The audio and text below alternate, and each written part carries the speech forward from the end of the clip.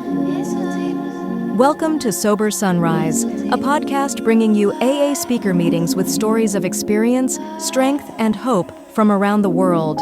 We bring you several new speakers weekly, so be sure to subscribe. We hope to always remain an ad-free podcast, so if you'd like to help us remain self-supporting, please visit our website at sober-sunrise.com. Whether you join us in the morning or at night, there's nothing better than a sober sunrise. We hope that you enjoy today's speaker.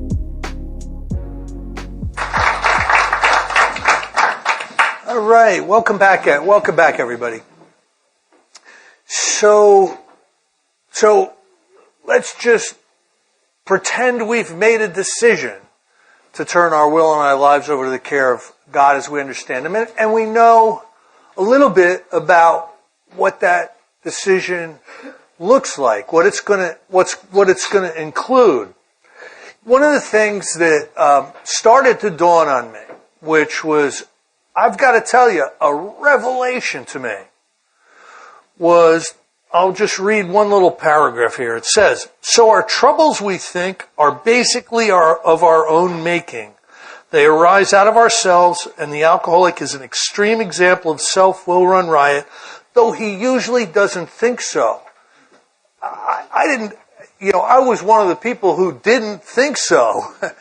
And part of the process of the first three steps started me on a realization that my problems weren't coming at me. They were coming from me. And it was a real shift in perception for me because the way I thought and how I believed everything was falling in line in the world, I really thought that I had a lot of bad breaks. I really thought I was surrounded by a lot of disingenuous people. I thought that, my lot in life was not offering me the opportunities that I saw maybe some of you having. And I was caught up in this self-defeating belief system. And I started to come to believe that my problems were of my own making. I'm creating all of this mess in the way my mind works.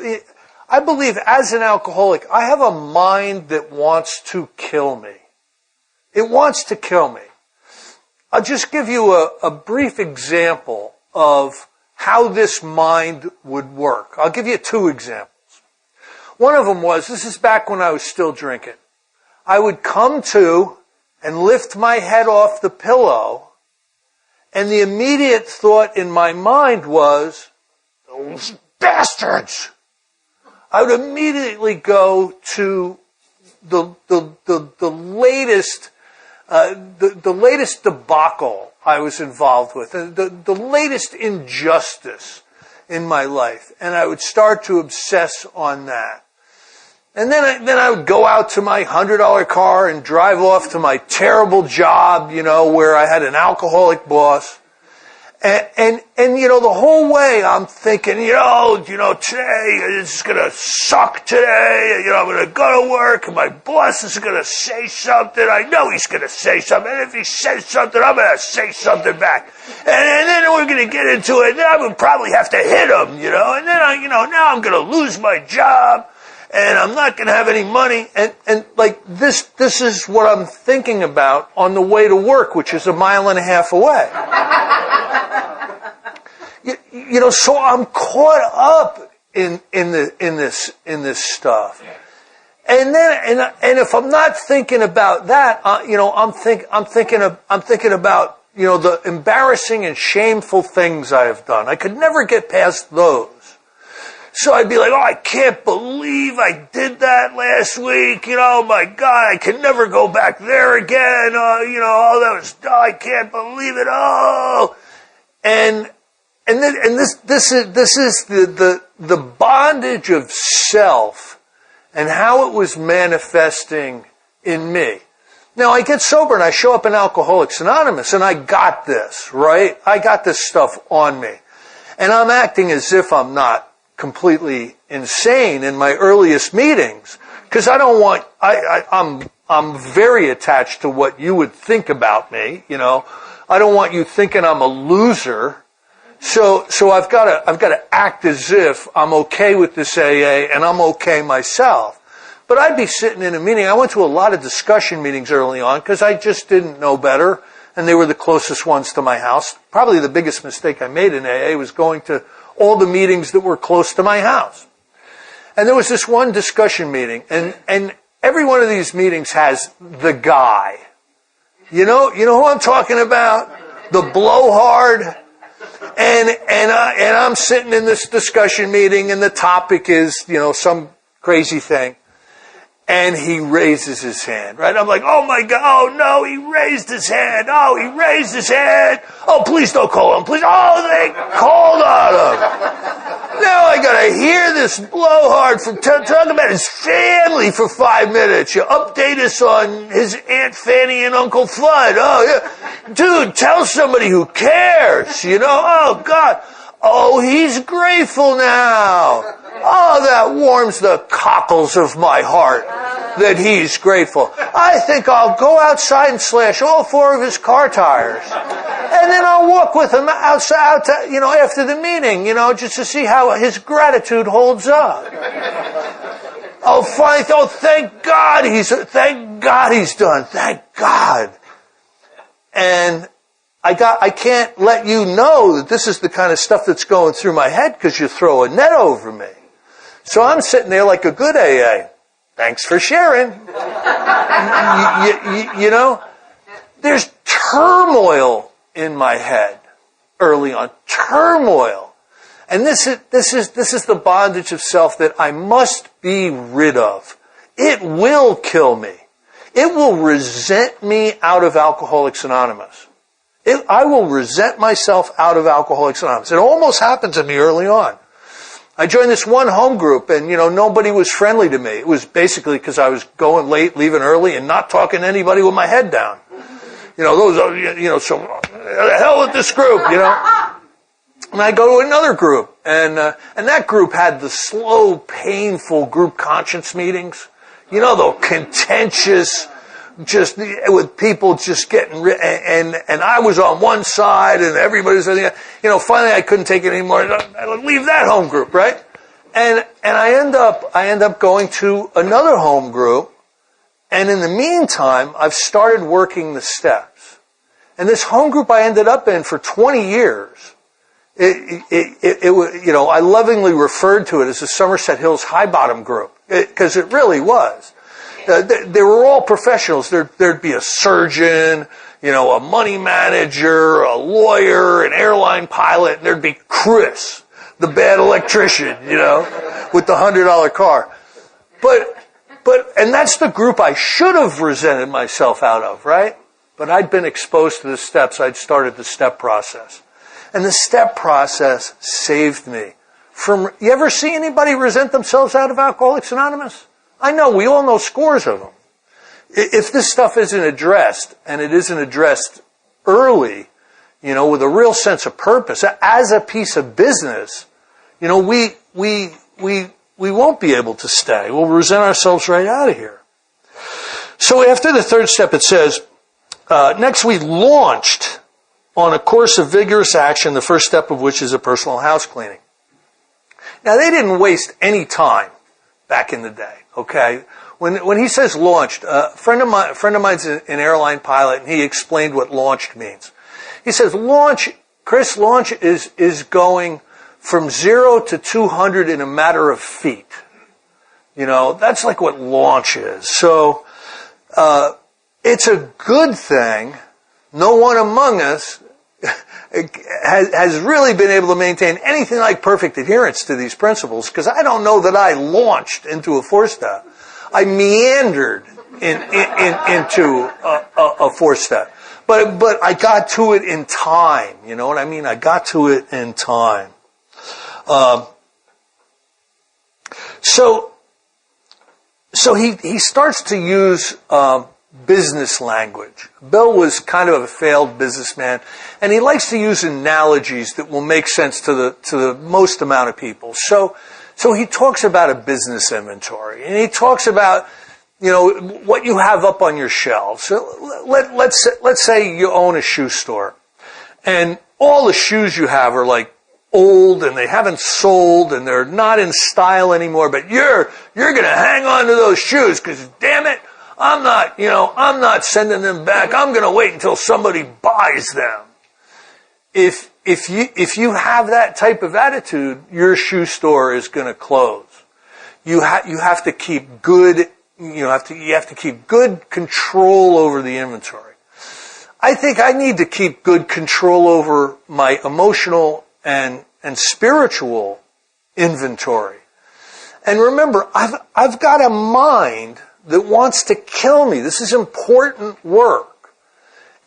My mind wants me to be so uncomfortably in self that the only thing that is an answer for relief and a vacation from the pain of that self is alcohol. So I've got to find another way. Now, it moves us immediately into a resentment inventory, which I think is appropriate. I think it's the absolute perfect place for me to start, because I am pissed. My life, I'm living at home with Mom, and I'm 33. My wife and family left me 10 years ago when I needed them the most.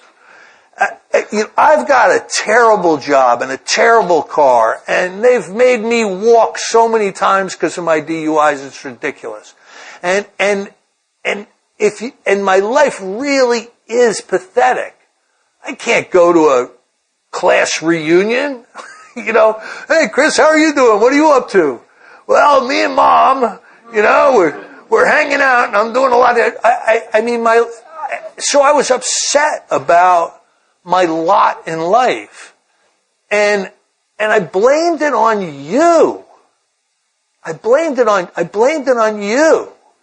It would have been inconvenient for me to take responsibility for all this stuff. I was like the guy who got the DUI because the mechanic forgot to fix the taillight.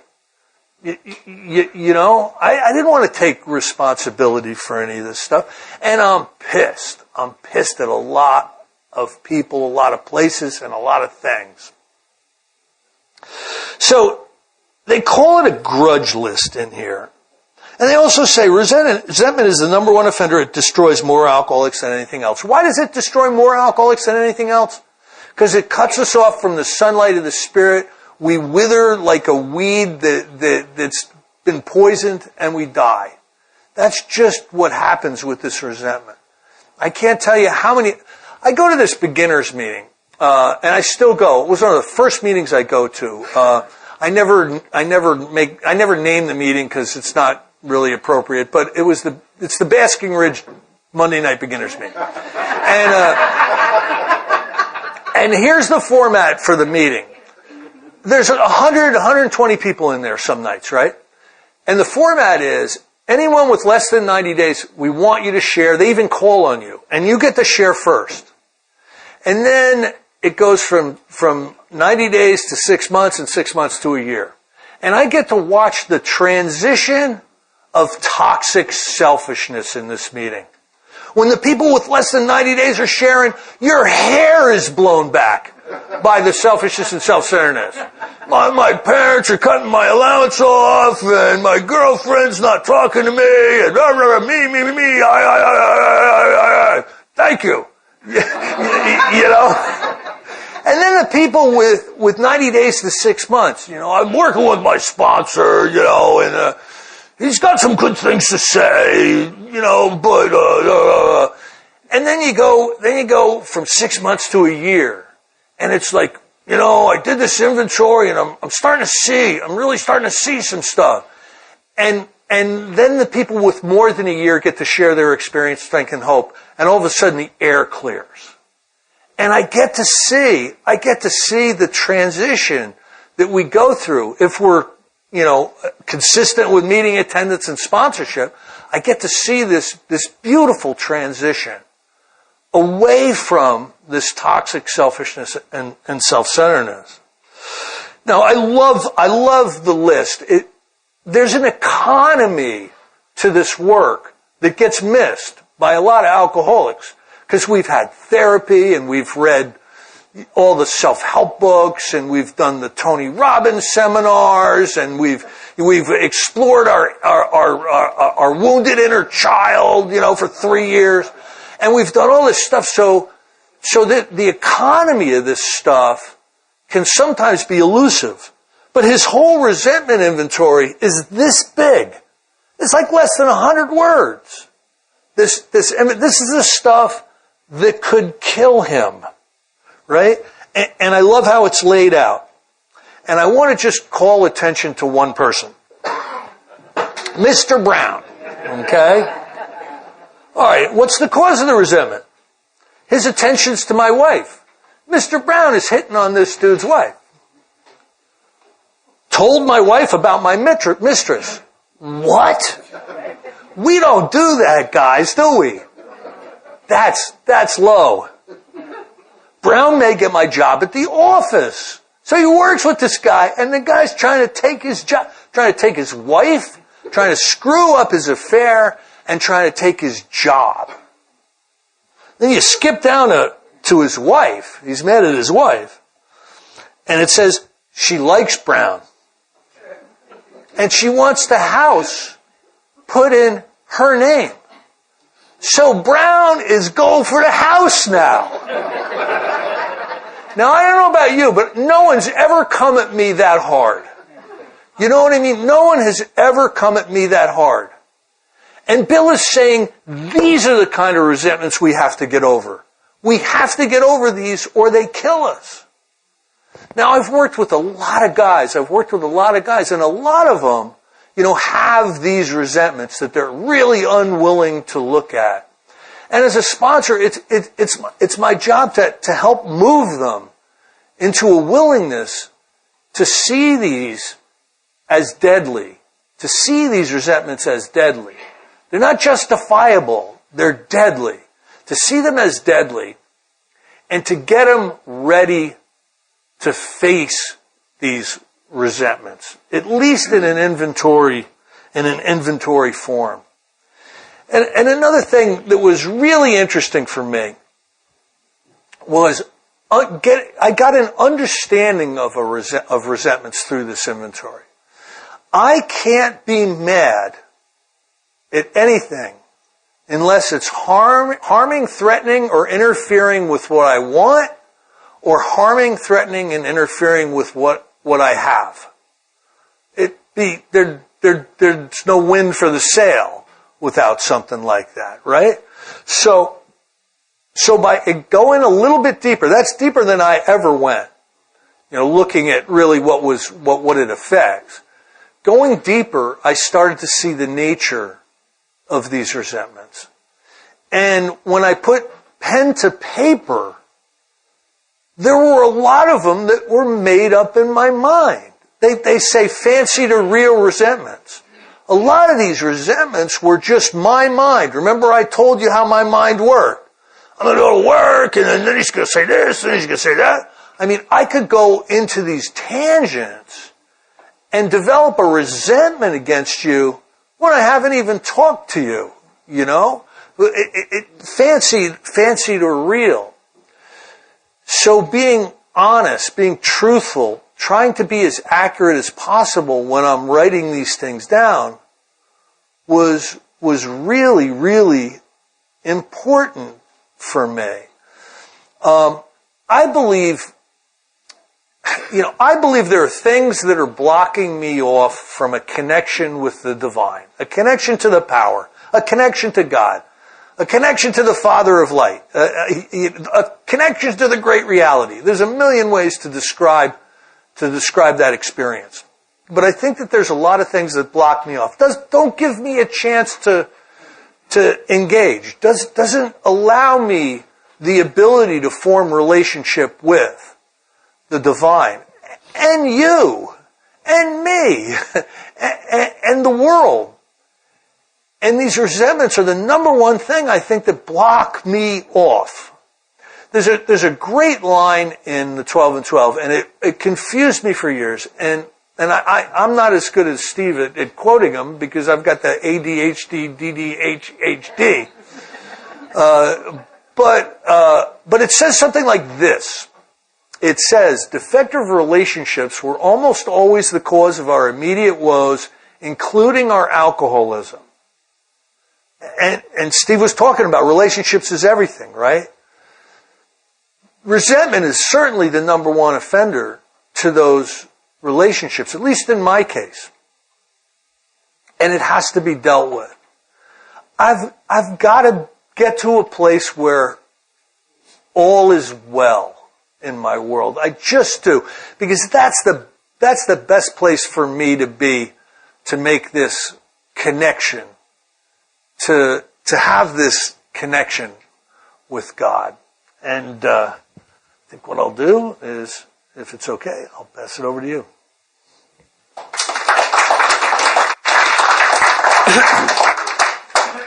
Thanks, Chris. Hey, everybody. Chris has really laid it out and got us to that point in the inventory of self-examination, right? We were talking in the last session that self in its various manifestations is what has defeated me. It wasn't alcohol that defeated me. Self is what has defeated me. So we look for its common manifestations, and then it says resentment's the number one offender. Apparently, at least percentage-wise, resentment is the number one manifestation of self. It destroys more alcoholics than anything. And while I believe that's true in the collective, I will tell you that for me, fear is the number one offender. And of course, fear, as you see in our book, is attached to almost all the resentments as well. So I don't know that is even a challenge. I'll be talking about the fear inventory in a minute because we want to touch all three of the bases. Usually when you're at something like this, resentment gets all the press because it's the number one offender. When we talk about it in our meetings, it's almost always the resentment part, and I think probably appropriately. So Chris got us all the way here to this self-exam. If self is what has defeated me, then I'm going to do some self-examination. I'm going to take a look at self. And I'm going to go into these resentments and into the inventory, look to see where self has manifested. But the first part of the inventory is really kind of self-indulgent. I've been doing it for years. Make a list of people that you're pissed at. Oh, I got one already. I mean, and the truth is, I didn't show up at AA. I kind of felt like one of those guys who didn't think he resented a lot of people. Because I'm not a yeller or a screamer. I was more than feeling like I had resentments. I was quietly disappointed in the world and its people. And which is, by the way, we talked about over in the third step that one of the things that is necessary is for me to quit playing God. It doesn't work. And one of the ways I play God is to think I know how things ought to be. And so I look out and I'm constantly disappointed in you and the way things are. Later in the 12 and 12 it says we will see, one of the things that I will pull from this step work is that it says we will see that we've been making unreasonable demands upon our fellows, ourselves, and upon God. So you disappoint me, I disappoint me, and God disappoints me. If you're keeping score, there's no one left to be disappointed in. Everybody has let me down. And I don't think about that consciously. That's why I have to do this self-examination to go look for these underlying things that I don't recognize normally. And so, I get a list of, my sponsor had said, because I'm wrestling with this frustration, with this resentment and wondering if I have them, but he said, start with the acute and the obvious. The 12 and 12 uses that language, and I decided my mother was acute and my brother was obvious, and I put them down. But he said, also think about people who frustrate you, who've disappointed you, who've let you down. Because that is a resentment when I just attach different labels to it. And that helped me grow this list. But again, I get to list these people, and then I get to do a column that tells you what they did to me. My view of what they did to me. And I've been doing that on bar stools forever. I've been talking about them and what they did, and I've been talking about what it affects. Right? Here's that SOB. Here's what he did. He's getting in my pocketbook. He's telling my wife I got a mistress. This Mr. Brown dude, like the T-shirt says, needs his ass kicked, right? But all of that is self-indulgent. And then you change the game on me again. Now you say, okay, but now let's look at that list from an entirely different angle. When I write it down, it's a grudge list. You know, my sponsor says, don't try to talk yourself out of it. Be mad. It's a grudge list. We were burned up. So I got the list. But now how about look at it from an entirely different angle? Well, what's that angle? And see, my sponsor didn't spend a ton of time trying to help me determine, as Chris said, whether this column 2, whether what they did to me was real or imagined, whether I was accurate. I don't know about you guys. When I call my sponsor with something, I explain it to him in agonizing detail. Because we want to explain it in such a way that he or she truly understands. And my first sponsor, Frank, had really poor phone skills. And he would just stop me and say, hey, Steve, he said, let's just assume you're right. Now what? I want to relitigate. I constantly want to relitigate. And if I forgive you, I give up the right to keep, litigating I want to be the prosecuting attorney. And I want to continue the prosecution, and I will build my case around the fact that my facts are right. And I want to keep focusing on the facts when what we're doing is focusing on the resentment. And the feeling is that I can't be okay until Chris talked about it. But, we'll visit again when we get to the 10th step, at least in the 12 and 12, and it talks about the spiritual axiom that whenever I'm disturbed, no matter the cause, there's something wrong with me. And that used to bother me a lot. I don't know about it, because again, it felt like one more time you're blaming me for what's going on out here. But really, I think what's being said is whenever I'm disturbed, no matter what the cause, there's something wrong with me. And what's wrong with me is I'm disturbed. And the solution is to be undisturbed. And the illusion is that the way for me to be undisturbed is to reconcile these external circumstances to my satisfaction. When this isn't happening anymore, when you have apologized, or when you treat me differently, when things change, then I can be okay. And the simple truth is, though it's not easy to get to, and I'm not always willing to accept it, is that now's the time that I can be okay the moment I'm willing to be okay. The moment that I give up that judgment. The moment that and again, I don't mean to live in a circumstance that's untenable or abusive. I'm not talking about that. But we were having a similar conversation in a meeting one day, and a woman was going through a divorce. And she had a restraining order on her husband. And she said he's coming, and the topic was forgiveness, and she said he's coming every night and standing at the head of their driveway and screaming obscenities at the house and talking about the kids and talking about her in front of the kids. And she said, how do you forgive that when that's going on? And I said, well, I was talking to her afterwards. I didn't say it in the meeting, but I said, you can forgive someone and get a restraining order at the same time. You can deal with the circumstances, but do it with a peace of mind and a forgiving heart. And that seems incongruent, and it is when it's just me, but when I invite God into the circumstances, that opportunity's there. And so this entirely different angle says, what if they too are spiritually sick? What if, because it says I could no more be free of these resentments than I could alcohol. So I get here and powerlessness has presented itself again. Apparently I don't have any more power over resentment than I do alcohol. You don't seem to be able to talk me out of having a resentment. You can give me good information and good reasons, but I seem to be stuck with it sometimes. But it says, so what's our course to be? It says, here's our course. We're going to look at it from a different angle. When you put this down, you were coming at it from the injured person, from those son of a guns, from a grudge list. But now let's take a look and think maybe perhaps they are spiritually sick, like ourselves. So I begin to see these people not as different than me, but like me. People like us don't get here without hurting some people along the way. We've done it, and we might not have done what they did to us. You know, we read over in the third step, it says, admitting we are somewhat at fault, we're sure others are more to blame.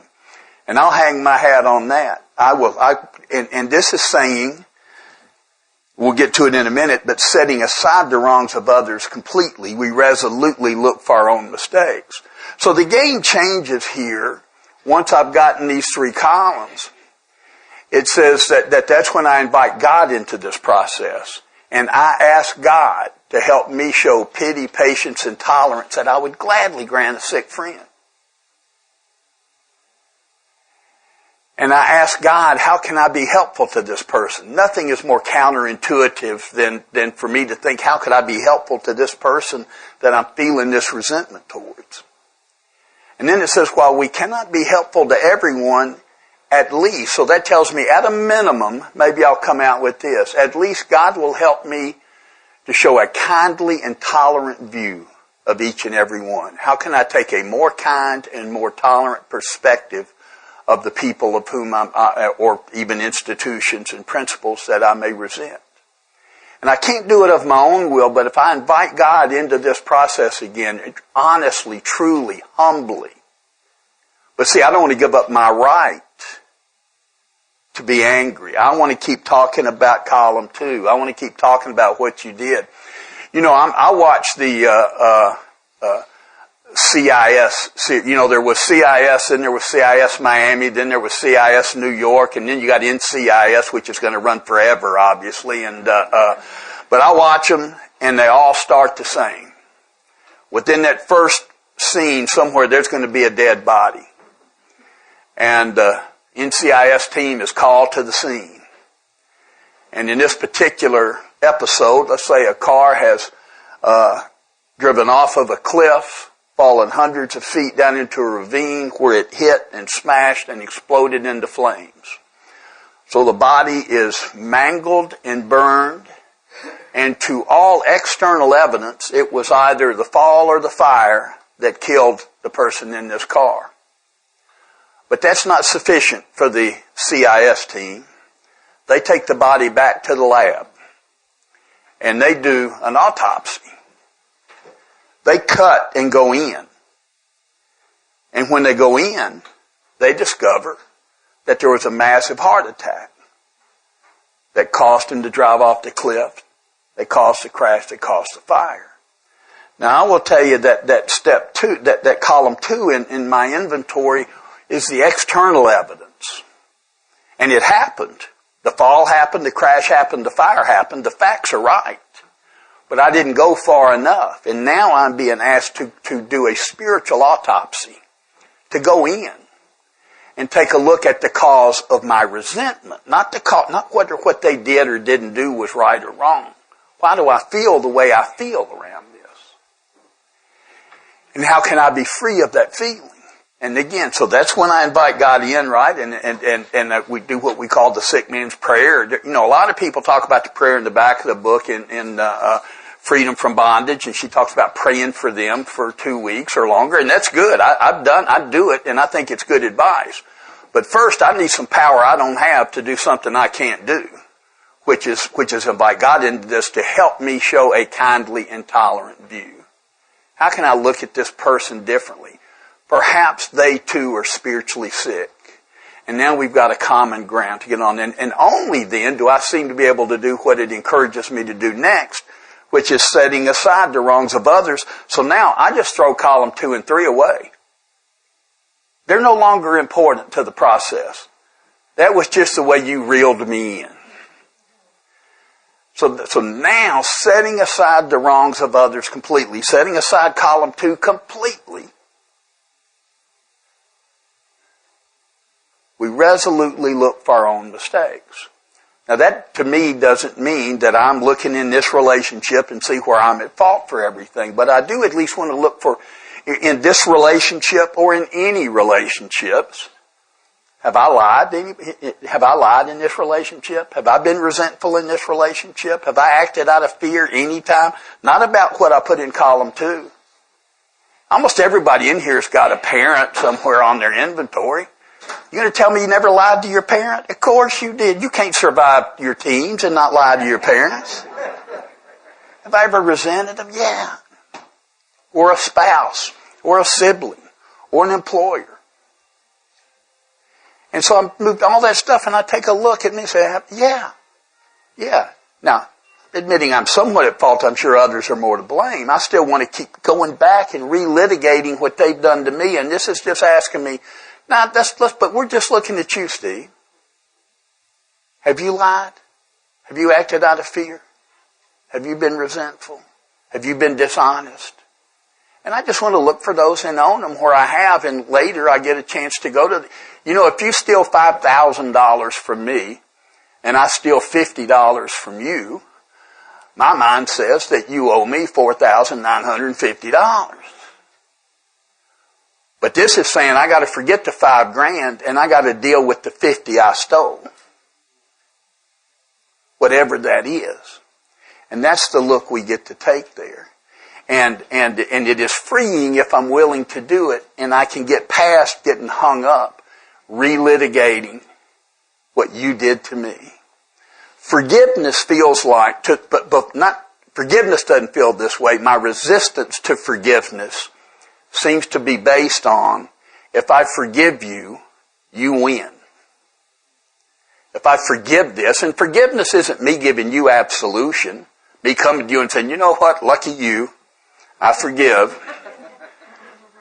The forgiveness is just my heart opening back up and not being held captive to those hard feelings. I want to be light-hearted in my recovery, and I'm stuck there sometimes. So that's what I find there. And then I want to move into the fear inventory and throw it back to Chris some for that, and then I promised you some sex discussion, and to be truthful, it takes longer to talk about it than the act itself. But at any rate, I was 6 years sober before I realized before I realized there was a fear inventory, and I certainly hadn't done one. And I was at a weekend like this, though the two people doing it were far superior to me and Chris. And actually it was Don P. and Gary B. And they were talking about this inventory, and they were talking about some stuff I hadn't done. And I didn't know I hadn't done it, and I don't blame anybody for why anyway, I hadn't done it. And I meant to bring with me, because I often do, March the 6th of 1997 was the first fear inventory I ever did, and I've got it. I still show it to guys all the time, and I've done a lot of fear inventories since. And the fear inventory's been the most freeing for me, the most informative, and the most freeing, because I didn't recognize, I knew I was afraid, but I wasn't always putting that label on it, but I didn't understand it. And so our book says and look, I'm not a guy that gets into the debate around the mechanics of inventory. I'm not going to argue about whether this is the resentment inventory is a 3-column or a 4-column or even a 5-column inventory. I look down here where, after it gives us the example, it says nothing counted but thoroughness and honesty. If I'm honest and thorough, we're probably going to get somewhere. If I'm not honest and thorough, it doesn't matter what my technique is. It doesn't matter how many columns I've got if there's BS in the column. So just trying to find my way to this stuff. But over here in the fear inventory, it says when dealing with our fears, we put them on paper.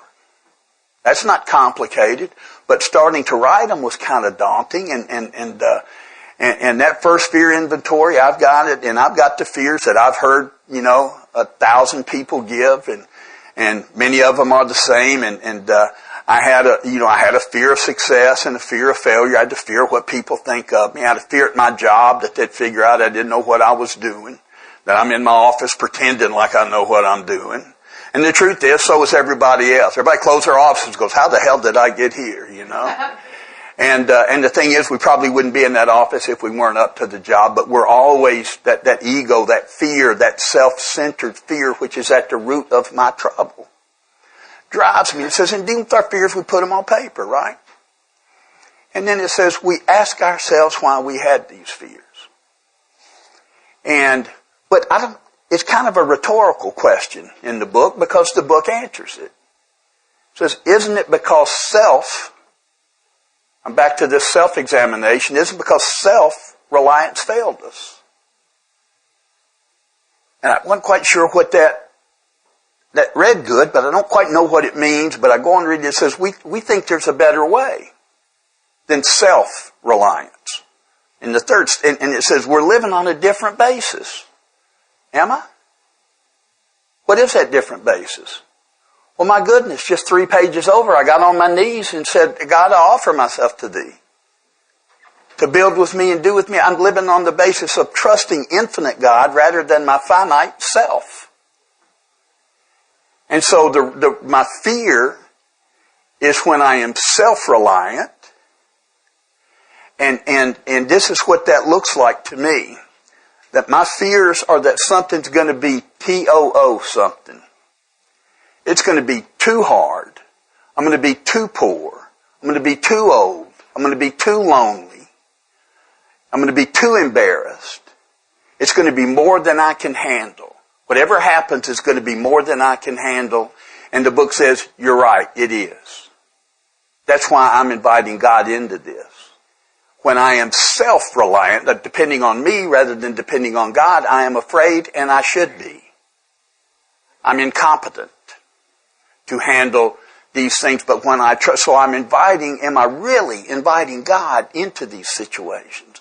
I read that, I had a whole list of these fears, and again, some of the things I'm sharing with you now weren't apparent to me as I'm doing that first inventory. But what did become apparent to me in that first fear inventory as I wrote them down, because I've got written in real time, I wrote a little box around it, that all of a sudden I noticed that there was a lot of self-pity in my fear inventory. Now, self-pity is one of the defects of character that, it's just not very sexy.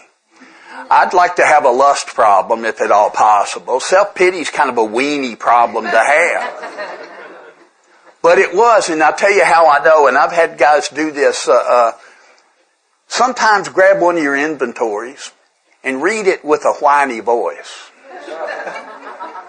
I'm thinking, I'm afraid of success. I'm afraid of failure. And it's not to make fun of those things, and I never make light of somebody else, but I realize how much self-pity is in there that, this can't be happening to me. This won't be okay. I won't be okay. And I got this whole list, that my fear is this whole list of things that I don't even know I've decided are can't happen. And as I said, I think earlier this morning, in a way, that's me breaking my covenant with the third step. Because in the third step, I said, do with me as you will. My fear inventory is full of stuff that can't happen to me. And so I have not really turned that over. And what I used to think I was hearing from people is that if you have enough faith, everything will turn out okay. If you're prayerful, if you're faithful, if you're a good AA doobie, if your meeting attendance is good, you're sponsoring people, check the boxes, and that the reward will be God will give you what you want.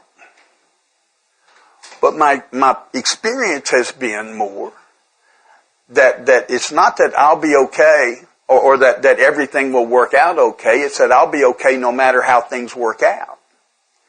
And my preferences begin to disappear. My demands begin to lighten up a little bit. My requirements, my target for happiness gets bigger. What if I can only be okay if a few, that bullseye really gets small sometimes, the demands I make on the world for me to be okay. What if you went to Baskin Robbins and they got 32 flavors, right? And you say, just give me whatever you think I'd like. But if I'm bound and determined on Tutti Frutti and they're out of Tutti Frutti that day, I'm screwed. But what if I'm okay with vanilla? What if I'm okay with chocolate?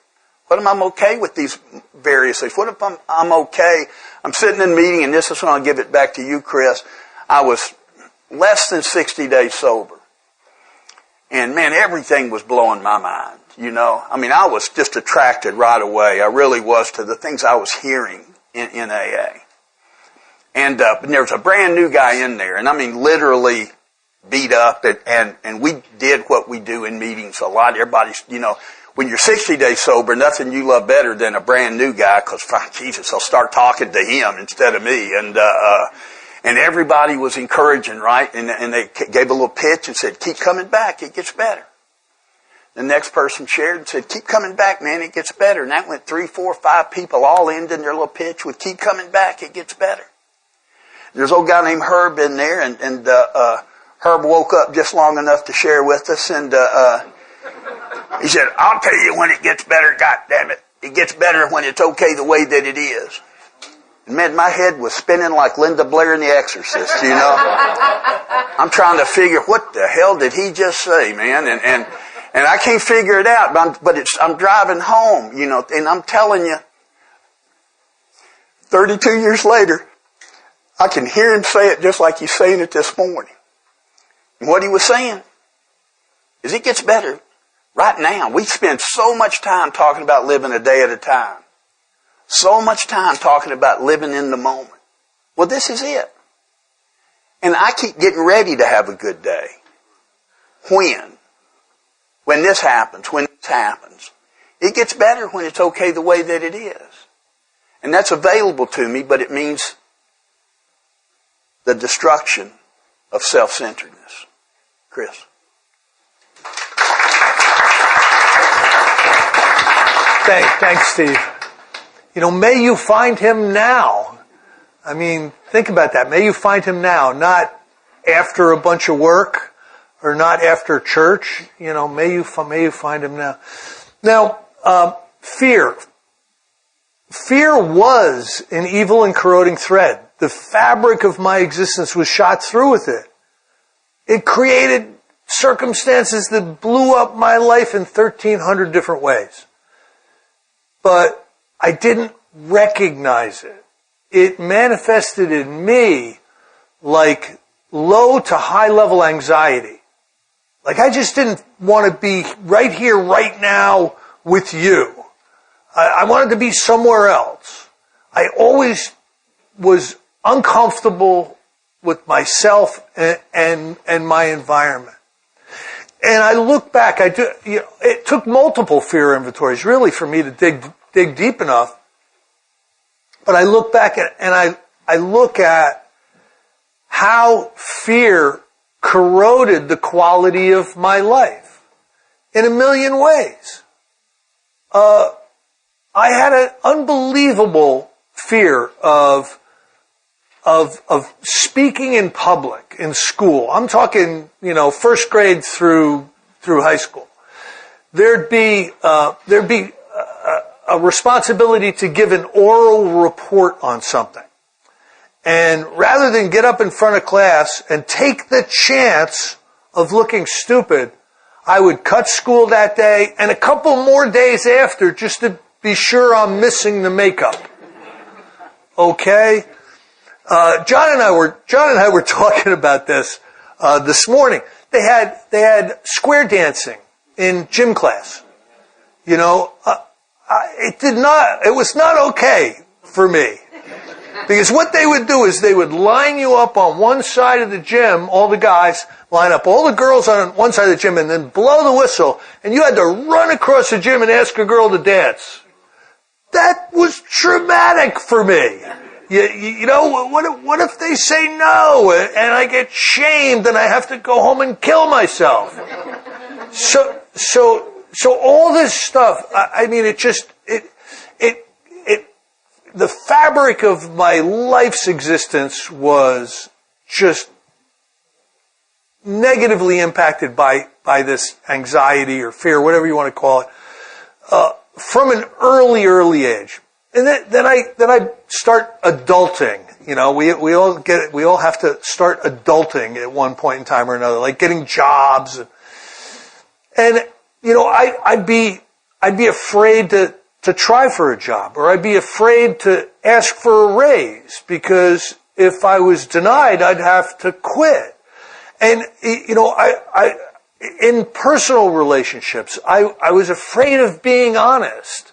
I was afraid to let you know, like, what I was really like, so I chameleoned. I tried to come off as I think you would want me to come off, because I was afraid of, if you saw the authentic me, you'd feel about me like I do, which is not too good. And this is like devastating for a quality of life. But if you would have walked up to me the day I walked into AA and said, Chris, fear is a real big problem in your life, we would have had a problem. Because I would have had to prove to you that I was not a coward. But that's not the way fear impacted the quality of my life. It was more under the horizon. Like was I daring? Was I reckless? Would I fight somebody that called me out? Would I drive a motorcycle, as fast as I could? Would I jump off bridges? I'd do all these daring things that looked like, the John Wayne kind of courage. So I didn't recognize this as fear. I didn't know what it was. I just knew I just didn't want to be right here, right now with you. This isn't working for me. I'm just going to exit. And that's really the impact fear had on my life. I heard one speaker way back when, one of the greats. He used to say, folks, all I ever wanted to do was step out easy. Be able to step out easy. And that's not something I could ever do. There were always problems and worrying, this is going to happen, that's going to happen. And I need to inventory these fears. I need to come to terms with this self-centered fear. It's all based in self. And it's true that all resentments have some form of fear attached to them. Because I can't be mad at a person, a place, or an institution without having fear of what had happened or what's going to happen. And it was another evolution for me to come to terms with just the destruction that this fear had. Now, how do you get rid of something that's so ingrained in your character, in your emotional state? Somebody can't just come up to me and say, hey, Chris, just stop worrying. Just stop worrying. Don't worry about it. That it's so deep within me that I think the only power that's going to be sufficient to make a change in my life is this power they call God. It's just, there's nothing else. I can't read the book, Getting Rid of Fear for Dummies. Because it's almost not really an intellectual exercise, it's a spiritual exercise. To start moving away from this fear.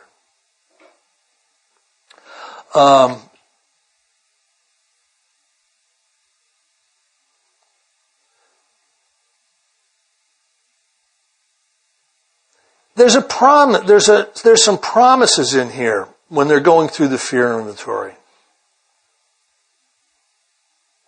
We're now at the basis of trusting and relying upon God. We made a decision to do that in the third step. So he's assuming we meant it. We're trusting and relying upon God. It says we trust infinite God rather than our finite selves. We're in the world to play the role He assigns, just to the extent that we do as we think He would have us, and humbly rely upon Him, does He enable us to match calamity with serenity. So there's got to be engagement with this relationship with this power greater than myself for this stuff to work. And to the exact extent that I play the role God assigns, and try to do what I believe He would have me do, I believe that puts me in the atmosphere where I can match the calamity with serenity. I can start to step out easy a little bit. There's a lot more work that really I had to do for this to really start to work for me. But probably one of the greatest benefits that I got from Alcoholics Anonymous and my engagement in Alcoholics Anonymous is a relief of this anxiety, of this self-centered fear. And it's not only enabled me to match calamity with serenity, it's enabled me to do the things that I never would have even wanted to do before I got sober. There's a lot of things that I would just say no to, you know. Somebody would suggest something, no, that's not for me. You know, you guys go ahead. There's like a million of those things. That once this fear you start to outgrow this fear, you start to say yes to. And then the world becomes a different place to live in. You know, my world was so small toward the end of my drinking. It was so tiny. And it didn't include very much at all. And it existed all up here, you know, in my head. And over the course of the years, engaging with all of the meetings, the steps, the service, the sponsorship, what has happened is I've become willing to engage in things that I used to be very, very afraid to do. I had a huge fear of people and crowds, and I always wanted to be on the outside. I always felt I was on the outside, and that would make me want to be on the outside. I never could fit in with the group. I could never feel like that, you know, I'm a part of, or I'm connected to, or I'm in unity with. And this reductionist fear has got me to the point where I'm okay with stepping out easy and doing things that I would have been you become the kind of person you wouldn't have even liked when you first came in. You know what I mean? And I'm so grateful for the power of this inventory.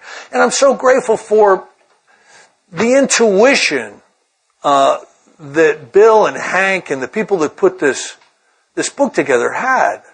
I mean, did they put their finger on the problem and the solution in the best way possible?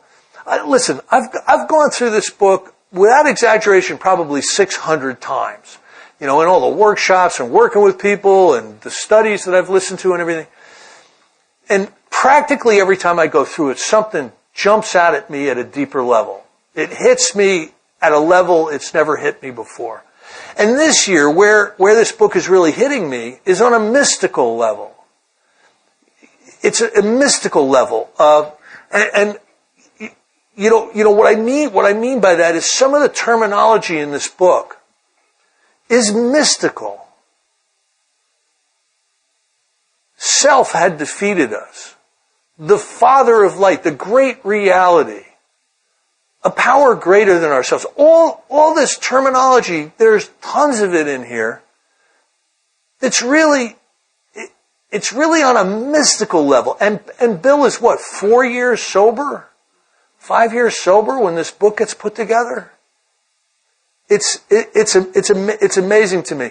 And you know what the mystics were they were people who went all in. They went deep. They were the people you'd find in the Himalayas in the caves, sitting there meditating, up in the caves. Or they'd be the people who'd go on the 1-year-long silent retreats at Gethsemane or with Thomas Merton. These are the people who had an inner drive for a connection to the divine that pushed away everything else and they went all in.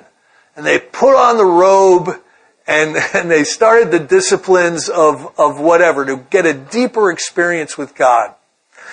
I believe the alcoholic to a degree is an unresolved mystic. I think within us, Steve touched on some of this already. I believe within us is a desperate need to connect with the divine and be in unity with the divine. And I think that desperate need pushed us into all kinds of crazy sprees. Certainly our alcoholism, but drug addiction, the way we've approached sex and gambling and money and all these forms of externals to get us to feel connected and in unity with internally.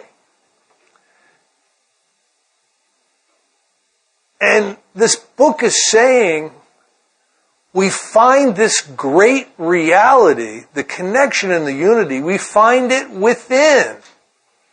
We clear away all the crap and it's already here. Like Steve said, it's already here. We just need to move the baggage away. And fear and resentment are two of the great, and guilt and shame and remorse are another bunch of them, are the sex inventory. So what I'll do is if you want, I'll pass it over to you because you promised everybody sex.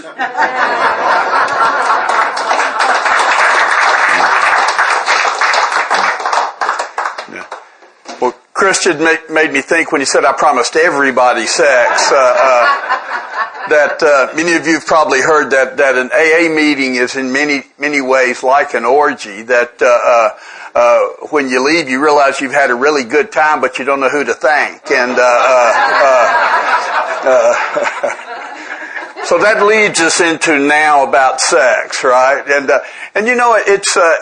and I did want to have this conversation because we often don't.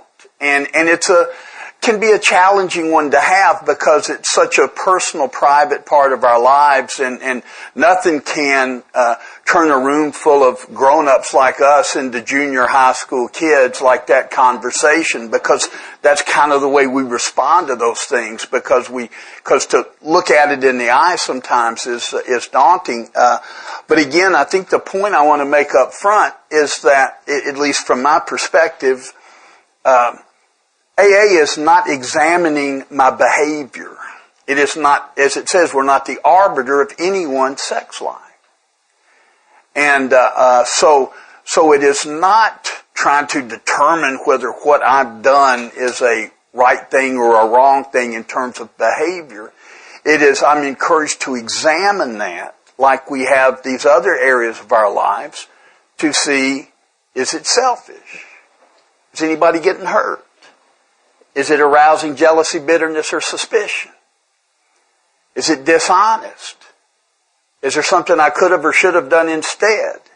It is examining the relationship to seeing those things. It's not saying you should or should not do this or that. A few of the things that comfort me coming into the conversation is, first Bill writes that we all have sex problems.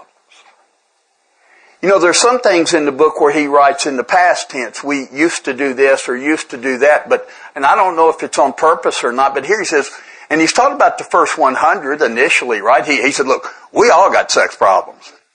We'd hardly be human if we didn't. And then I'm further comforted a little later on when it says we treat sex like we would any other problem.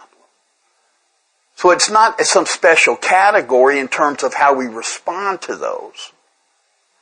But I do think because it is so personal and so private, and we tend to ourselves sometimes attach shame or guilt or around that, or someone else has put that on us, shame or guilt. So I just rather keep this back here. I'll put everything else in the game, but I don't want to put this in the game, and it's a challenging thing sometimes to look at. And when it says we all have sex problems, I just choose to, I know I am casting a wide net, but I'm just going to go on and say that I think that means that everybody in here has sex problems.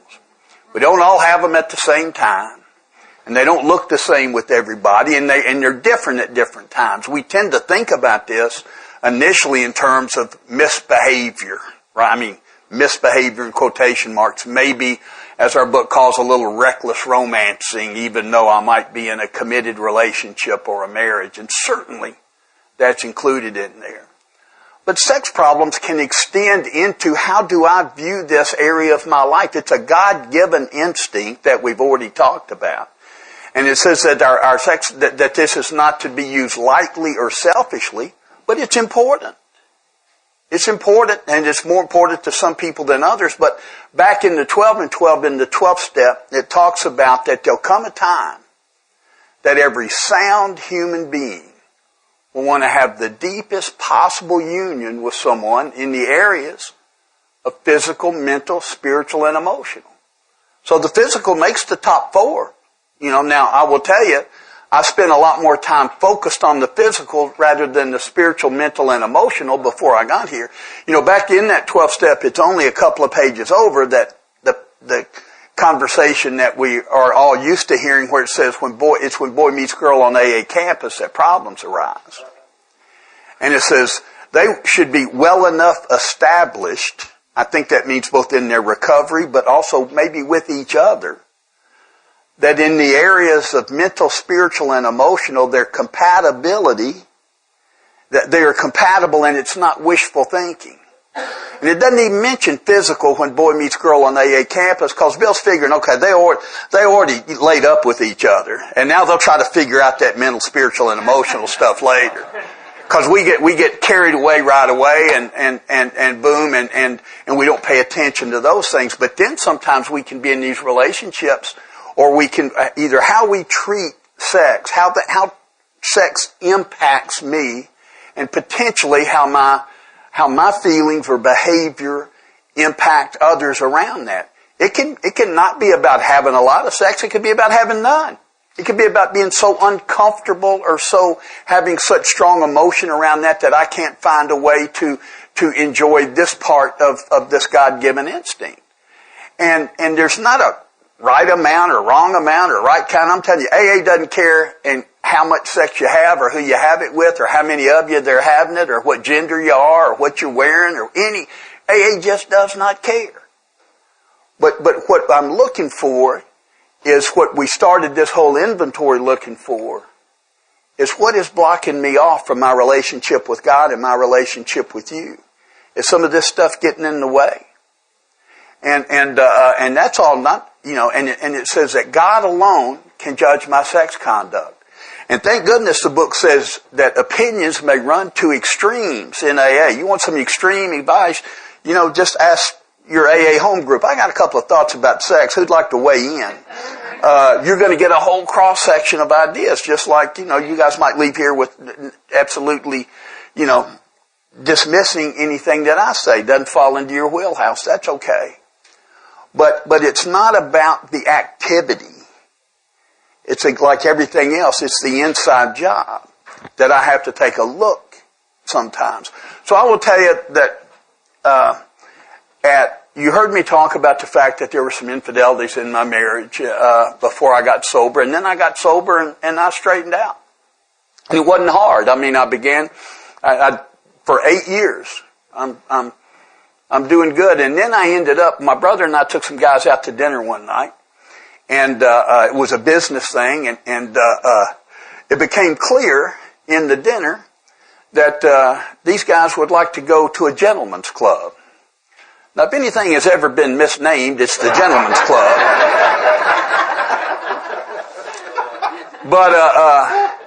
But anyway, we get up. My brother and I, my brother's paying the check. He comes over to me. He says, Steve, I know this isn't your thing, man. He said, and it wasn't his thing either, but he said, but I'll take them. And I went, I'll go.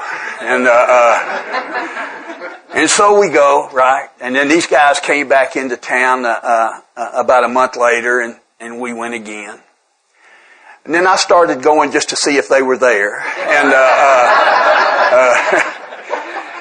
And now I'm just a heartbeat from being on the Jerry Springer show, and I start going, right? And I'm doing this 3 or 4 months, and it turned into a pretty regular thing, and I'm sneaking into my own house, and I'm just doing just all the associated things around this that were making me a liar and all of this stuff. But I go to my sponsor and I hadn't told him, you don't want to tell him too early, and I said, Frank, this is what I'm doing, man, and I feel guilty about it. And this is the point I want to make. Frank said, he said, well, Steve-O, he said, either quit feeling guilty or quit going. I don't care which. Because, see, he wasn't telling me whether that, I'm sure he had an opinion, but he wasn't telling me whether that was a right or a wrong thing to do. He said, but since you feel guilty, let's do an inventory on this. Let's look at it. And you will either discover if there's something that doesn't work for you, or you will find freedom to go without the guilt. And he was uninvested in putting his opinion on there. He wanted me me and God to figure out where does that fit with me. And we start doing the inventory, and I begin answering the questions, right? Is it selfish? Well, clearly it's selfish, but not so much I can't handle it. And is it dishonest? Yes, dishonest. Because I'm not telling my wife and daughter where I'm going. I'm spending money. During the time when money was tight for us, I can promise you our budget didn't have a line item for strippers. So I'm manipulating that, but maybe I can handle that. But I get down to the question that says, are you arousing jealousy, bitterness, or suspicion? And the answer was absolutely not. Absolutely not. Because I'd won back the entire trust of my wife and daughter. They weren't questioning where I was, and I was out late some. There was absolutely not one bit of suspicion around that. And that is what I discovered I wasn't going to be able to live with. I wasn't going to be able to stay sober and do this. Now, I couldn't have told you on the front end of that inventory that that's what I was going to find. And that's been true of most of my inventory work, that I think I know what's going on, and then I do that spiritual autopsy, and I discover something other than what I thought was going to be at the root of my problem. Now, that was just my experience. We go on and we find things. Guys come to, I'll have guys ask about pornography, and that's, something that there's, everybody has, and I show up here with no opinion about that, no expressed opinion about it. But I say, look, man, I'm not telling you whether that's a good thing or a bad thing, a right thing or a wrong thing. What I'm asking you is it impacting your relationship with your wife or with your significant other? Is it impacting your relationship with God? Sandy Beach said, I was privileged to go on this walk with Sandy. This had been about 15, 18 years ago at the first Far Corners retreat that he put on. And I was a little disappointed in me about something I'd been doing, and I end up on this walk with, did you ever go to that Far Corners retreat? Anyway, they had this Prayer St. Francis walk, and you would go and there was a station that would have one of the verses to the Prayer St. Francis, and you stop and contemplate, talk about that, go to the next one, go to the next one. Well, Bob B. and Sandy B. invited me to go on this walk with them, and these are just Mount Rushmore guys for me, right? And I'm on that walk, and I'm talking about, again, some stuff I'm disappointed in me about, and Sandy goes, because he'd given a 6 and 7 talk that had just gone over my head, it was just, and I'm trying to find the balance between personal responsibility and God removing this defect of character. Where do I act better before God makes me better? Is kind of the way I was framing it. And Sandy said, we're walking, and he said, well, Steve, he said, he said, let's take pornography. He said, how do most guys watch pornography? And I said, well, I don't know, Sandy. I said, I've heard that, what I've heard is that, and he said, well, how do most guys, he said, he said, lots of times somebody goes in your room, closes the door and locks it. Maybe closes the blinds, turns on the computer, do whatever they do, and they've left God on the other side of that door. And then come out, open the door, and go, okay, God, here I am. I'm back. Let's go out into the... But they've excluded God from this area of your life. He says, what I'm telling you is, Steve, next time you get ready to watch pornography, he said, invite God to go with you. I said, Sandy, I got to be honest with you, brother. I said, that's not the menage a trois I had in mind.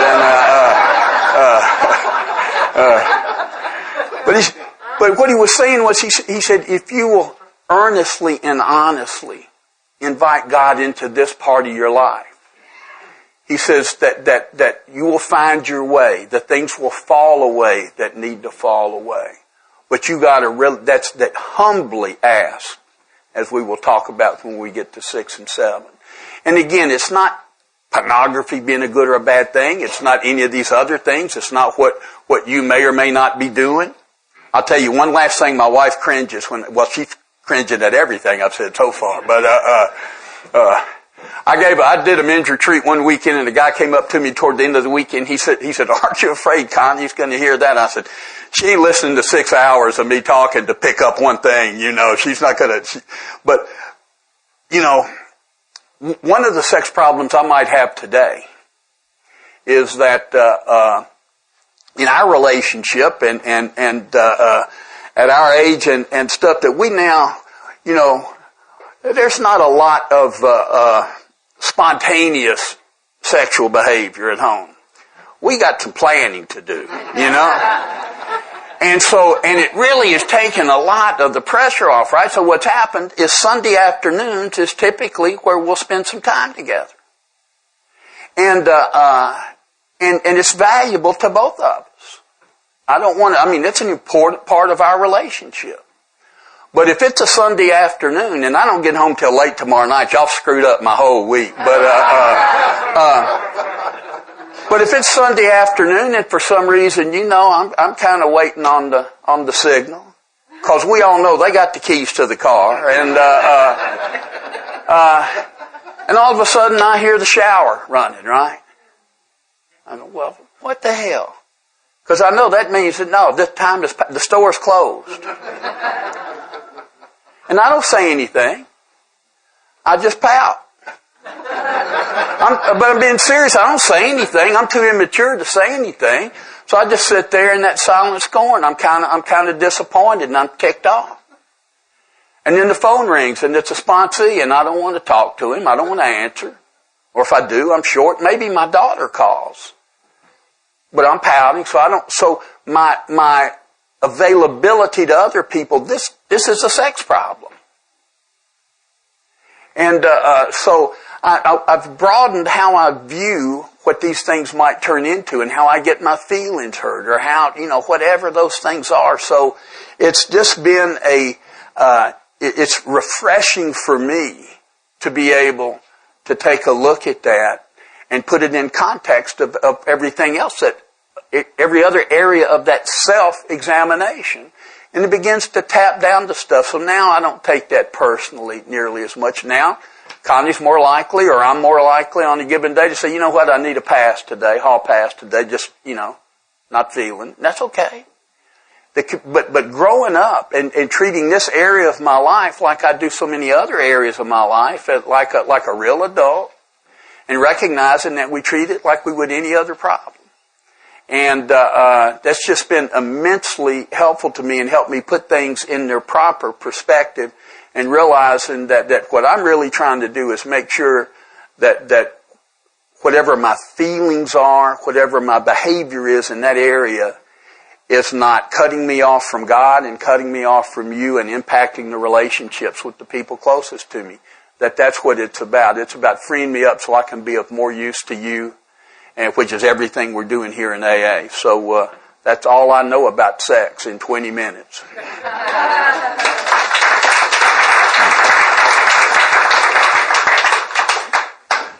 So, time for lunch. We're gonna. Am I correct in that? What? This is lunchtime. Okay. And we're going to be back 4 o'clock, Malcolm. Right here. All right. All right. My name is Chris, and I am an alcoholic. Welcome back. I hope everybody had an opportunity to drive around town, go to the marble quarry, go up to the grave, and pay the traditional homage up there. I think it was nice to have a period of time where we could just settle down a little.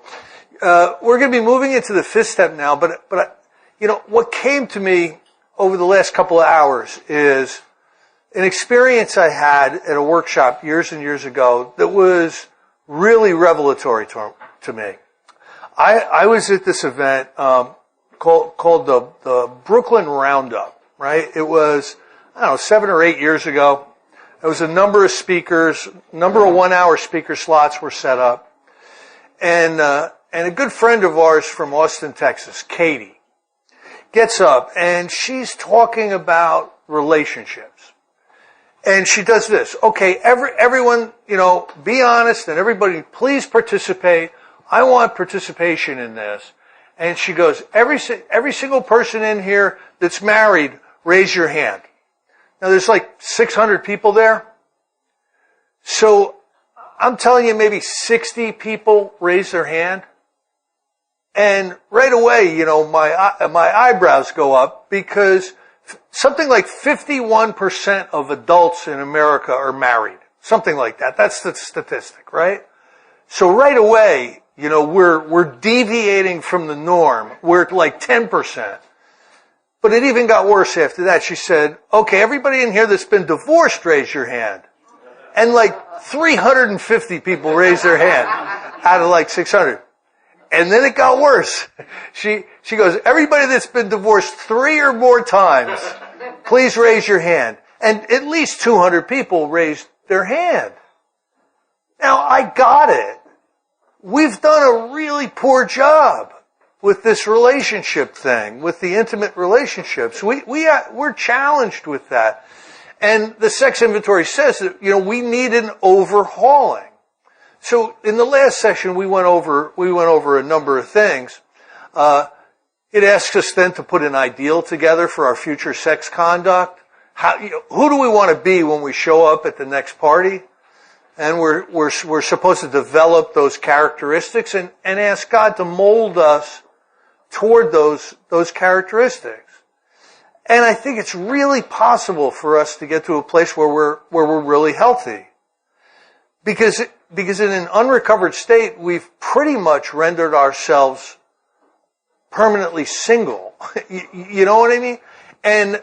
And for one reason or another, unless it's a real bizarre relationship. So a lot of work, I think, really has to go into that. A lot of work, like placing the welfare of the other ahead of our own is a good guidepost. That helps a lot. Being respectful and being transparent. And all that stuff came hard for me. It's been a struggle. It's been a struggle not to avoid, uncomfortable things by lying through omission. It's not a direct lie. Well, you should have told me.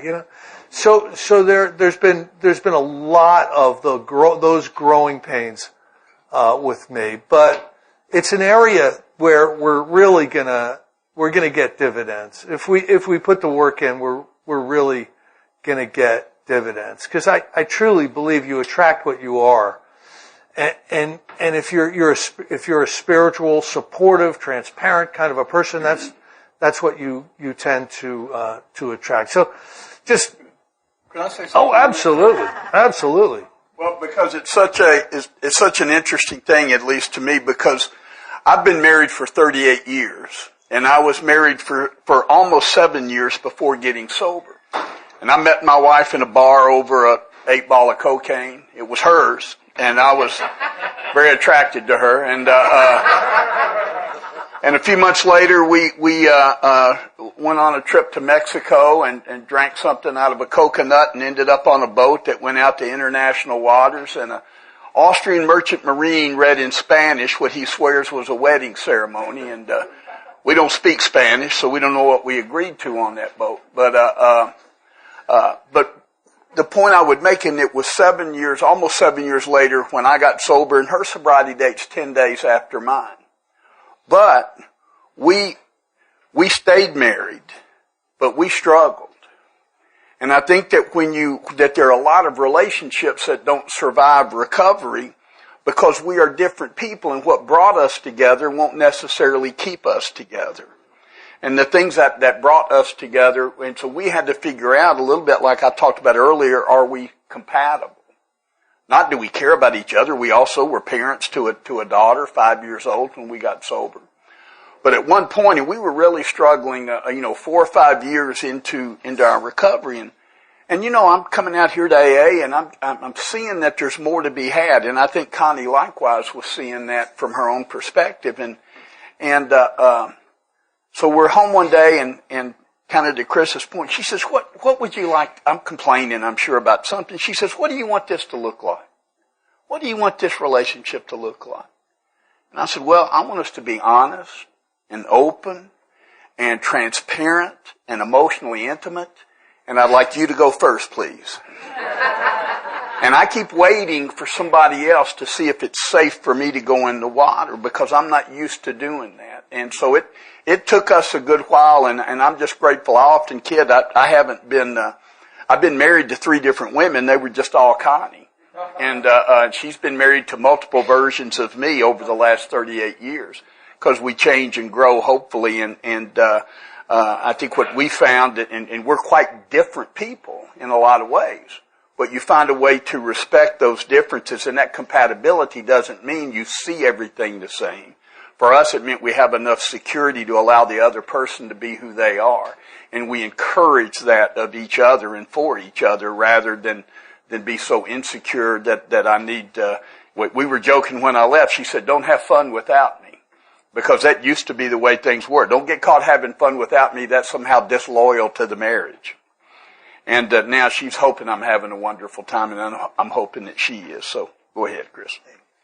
Thanks, Steve. So okay, we've put together this list. Hopefully we've had some guidance from sponsors or spiritual advisors or book studies or whatever. We gain all this information from different places. But honestly and thoroughly, we've put together a resentment inventory.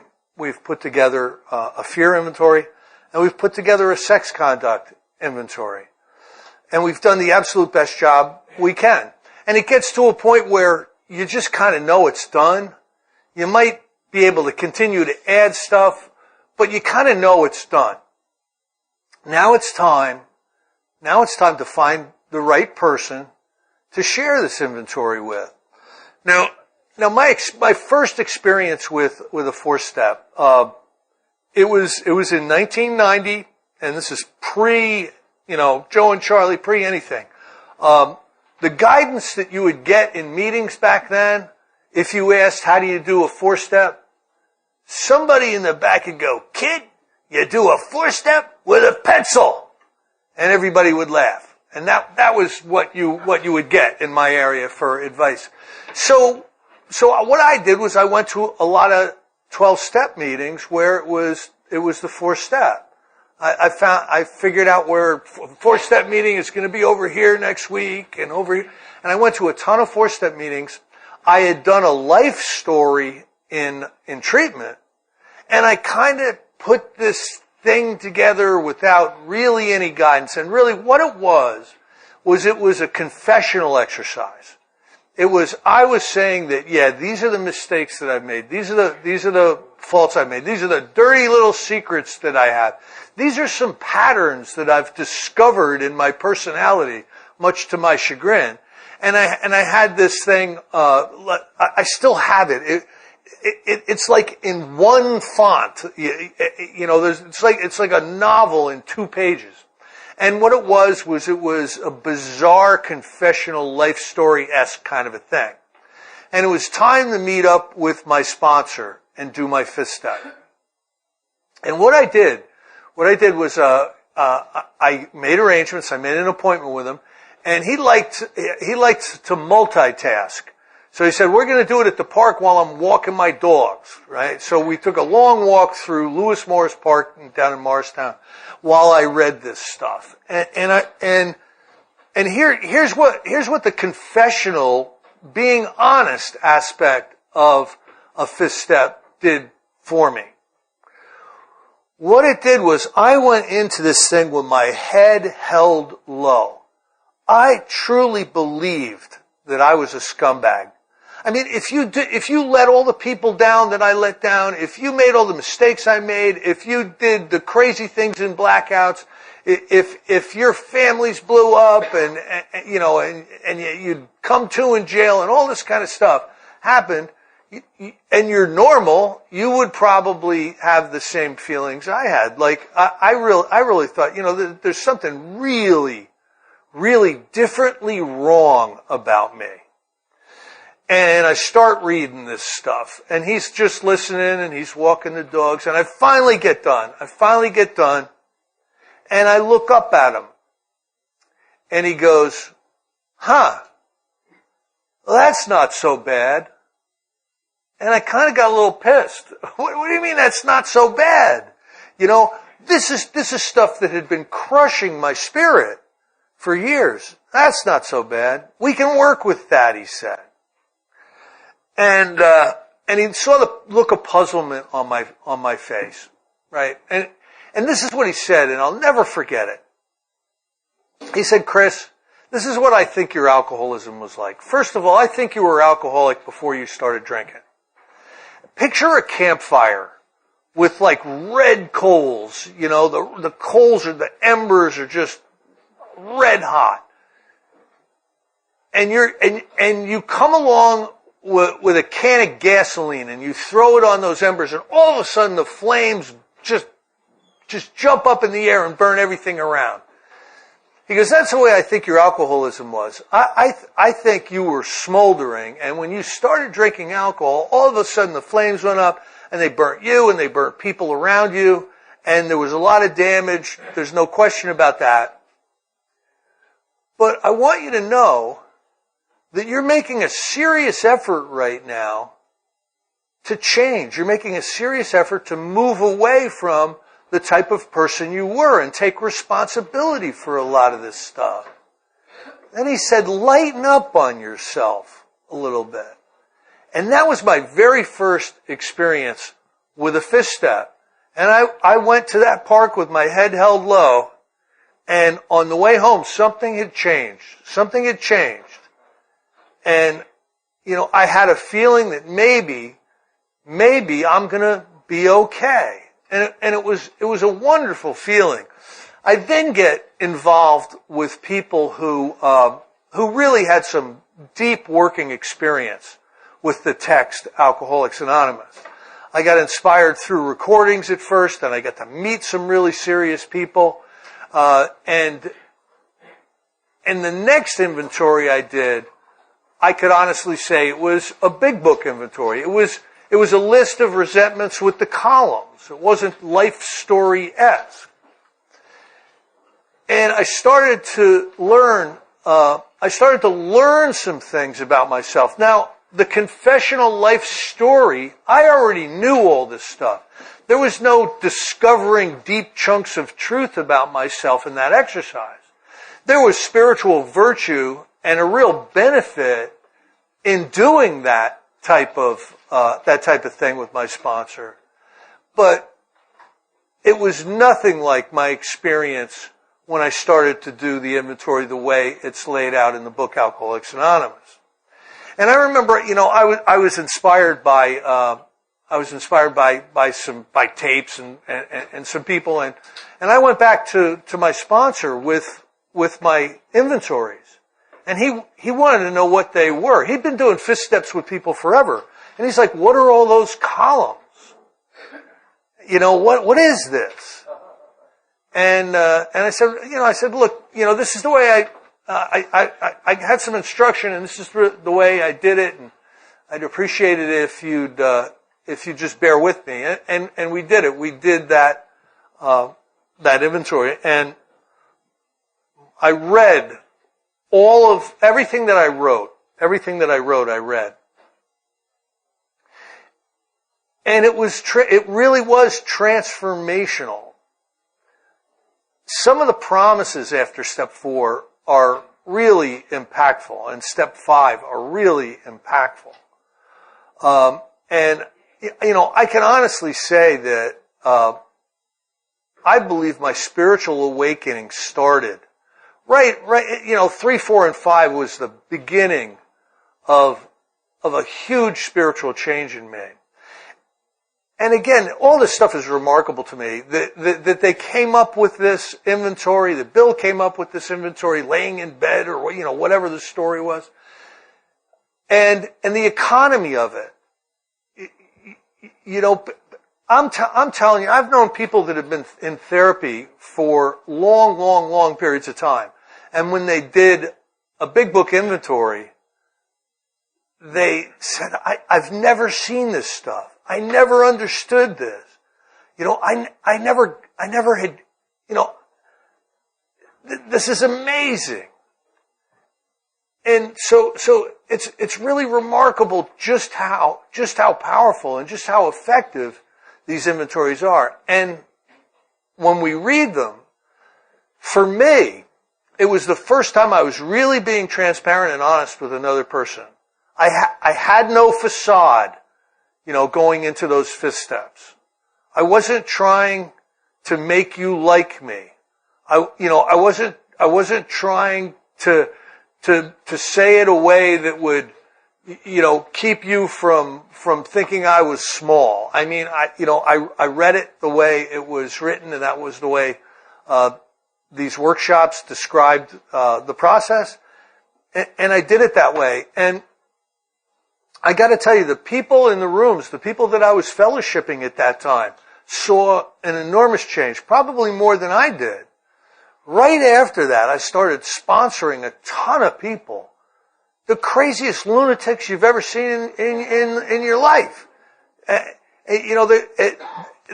Because there was an apparent change in the way I was sharing, the things I was discussing, and how I was expressing my experience in these meetings, and it really was huge. The alcoholic leads a double life. That's an understatement.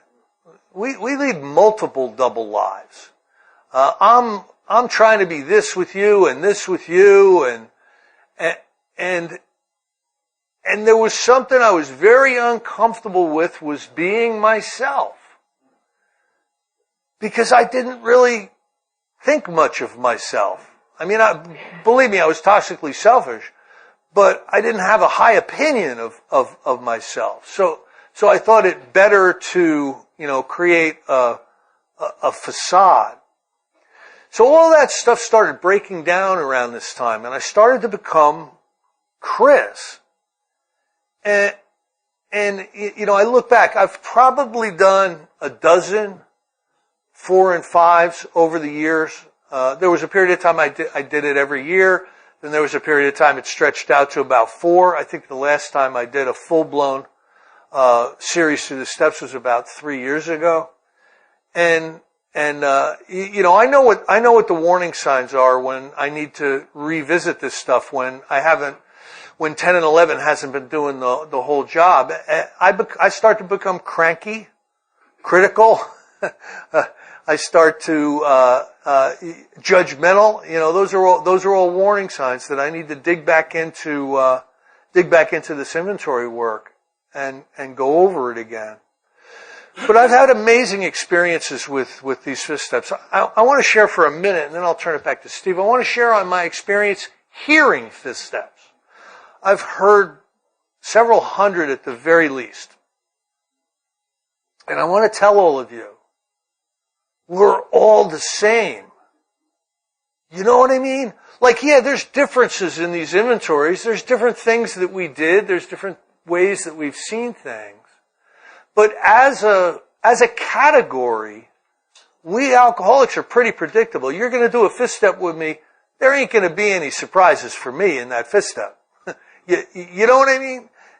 You may think there will be, but I've pretty much heard it all. A couple of psychopaths did a fifth step with me, like real serious, criminal deviants. And those were disturbing fifth steps to hear. But, the traditional Alcoholics Anonymous fifth step is, I like you more after you've shared your fifth step than I did before you shared it. Every time. Because what we're doing is we're exposing how we fell short. And we all fall short. Every day we fall short. And I would much rather be around somebody that can be honest and transparent about their falling short than somebody who's just going to bulldoze past that and go on to make the next mistake. You know what I mean? So that's been my experience with fifth steps. The thing that I've done probably more in the last 10 years is, because I believe there's an economy with all this stuff, I'm not okay with you showing up to my house with 700 pages. Okay? There's no way to do 700 pages if you follow these instructions. There's an economy to these instructions. So, and another thing that I do is that sometimes we have a tendency when we're reading a fifth step to give you the story first, read the thing in the fifth step, and then tell you a little bit more about that situation. And a lot of times that comes from ego. That doesn't really come from spirit. And I'll try to cut that short, because I think there's impact in sharing it the way it's written. Is it appropriate to let somebody have a long talk? In many cases, absolutely. Absolutely. But there's also an impact in hammering what's being written in the fifth step over and over again. I was selfish, I was dishonest, I was self-seeking, I was frightened. I was selfish, I was dishonest, I was self-seeking, I was frightened. I was selfish, I was frightened, I was dishonest. Over and over again, there's an impact in sharing that with another person that I think is transformational. All these steps are spiritual in nature, and all these steps prepare us for the next ones. And if we're honest and we're thorough and we're diligent about this work, I've just seen such change in myself, and I've seen such change in people I've worked with this process. And I'm going to pass it over to you, Steve. Thanks, Chris. I'm comforted always when someone I respect shares my views. It gives me, and Chris just talked about things that I really believe in strongly, and some of it has been has evolved over time, which I'll get to in just a second. And I'm just going to talk for about 5 minutes on this and give it back to Chris to lead us into step 6 and 7, because you covered it so well. But I was in a meeting, and it was a fourth and fifth step meeting, and usually, when you go to a fourth and fifth step workshop, let's say it's an hour long, you usually get 55 minutes of fourth step and then 5 minutes of fifth step. We give it short shrift a lot of the time, yet it's such a critical thing. The book says that we must be entirely honest with somebody if we are to live long and happily. That's all that's at stake. If you want a long, happy life, this is probably going to be a requirement. And, my sponsor, Frank, he said, Steve, somebody needs to know everything about you. But not everybody needs to know everything about you. And so there are things that are best kept, not secret, but private. And not now, as I've been sober longer and have confidants, I overshared in the last session, right? I'll talk about just about anything, right? But to put stuff on the table in a way that's useful and helpful. But I went through a period where I talked more during your fifth step than you did. And man, and I realized it didn't take me but about 10 years to realize I was doing it. But I realized how egoic that was and how self-centered that was. It wasn't my intention, but now I really want to honor what someone has done, and you have done that work. And the book says, I want to read these last couple of paragraphs because this is not about the fifth step. This is about the fourth step. And it says, if we've been thorough, we've written down a lot. We've listed and analyzed our resentments. We've begun to comprehend their futility and fatality. We've commenced to see their terrible destructiveness. We've begun to learn tolerance, patience, and goodwill toward all men, even our enemies. We've listed people we've hurt by our conduct and are willing to straighten it out. If you have already made a decision in an inventory, your grosser handicaps, you've made a good beginning. That being so, you will have swallowed and digested some big chunks of truth about yourself. That's how I show up at the fifth step in theory. In theory, I have begun to see the futility and fatality of life if I'm living it. I have got that list of people. I have arrived at some level of willingness to try to make right what I can, and I have swallowed and digested some big chunks of truth about myself. I keep trying to tell people what they swallowed and digested when they're doing their fifth step, right? I was interrupting that process. And now what I want to hear, the humility of the fifth step, is for me to come tell you what I discovered about me. Man, this is me. And there certainly are things that we might weigh in and comment about in an effort to try to be helpful, but not hijack that process by turning myself into a junior psychiatrist, And my job is not to show up with all the answers. I'm just another AA guy tripping down the road making the same mistakes, and I'll put undue pressure on myself to solve your problem, and if I don't have an answer for it, I'll make something up. And I just want to, I've just, over the last few years, really been able to back off that a little bit and just honor what somebody's done. I'm sitting in a meeting, having that fourth and fifth step meeting, and a newer guy working on his fourth step, being as honest and earnest as he could be, said, I don't know why this is necessary, talking about the fifth step. He said, I've got this. I know more about me than anybody. And I realize, as I'm sitting there, I think to myself, I know more about me than anybody, but I often misinterpret the information. And so, and when I say it out loud to somebody else, I tend to have a different experience than when I'm having the conversation in my head. And it often comes out differently than I was thinking it when I begin to share it with somebody. So it's just been critical. And it says we pocket our pride, illuminating every nook and cranny. My pride will keep me, I can come to something like this, or any of us, I can share so much with you guys that you will think, man, I can't believe Steve is willing to talk about that. And then I might have that thing tucked around in back that I didn't put on the table. You don't know that. I have hidden, I've kept my secret safe by appearing to be open and honest. And what I have said has been accurate, but the thing that will get me is what I keep behind the curtain. The secret. And the secret, in my experience, is more dangerous than the information I'm keeping secret. It's the fact that I have a secret that tends to block me off. From 15 years sober to 18 years sober, I had a secret.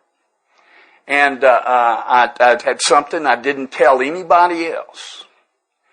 And what began to happen to me was I began to feel separate from you and separate from God. I'd be sitting in an AA meeting and a topic would come up. And I'd realize I either can't share on it or I've got to make something up. I got to be a hypocrite. And I usually chose hypocrite, by the way. But it was, whoa. That's Melissa calling me if you're curious. And, it's just, this being totally honest with somebody has just been critically important to me.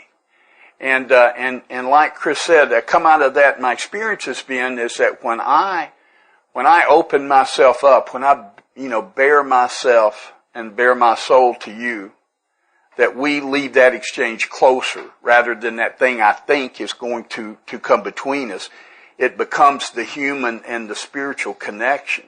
And it says in those promises that Chris referenced, it says that we begin to feel the nearness of our Creator. We are beginning to get that God consciousness, because that thing between you and me and God, again, is usually those things that I'm keeping too closely held.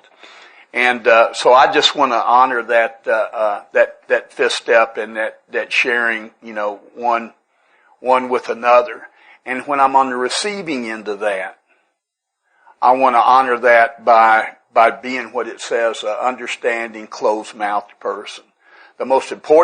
Two most important things for me to do in when you come to me with a fourth step to share your fifth step is to listen and keep a confidence.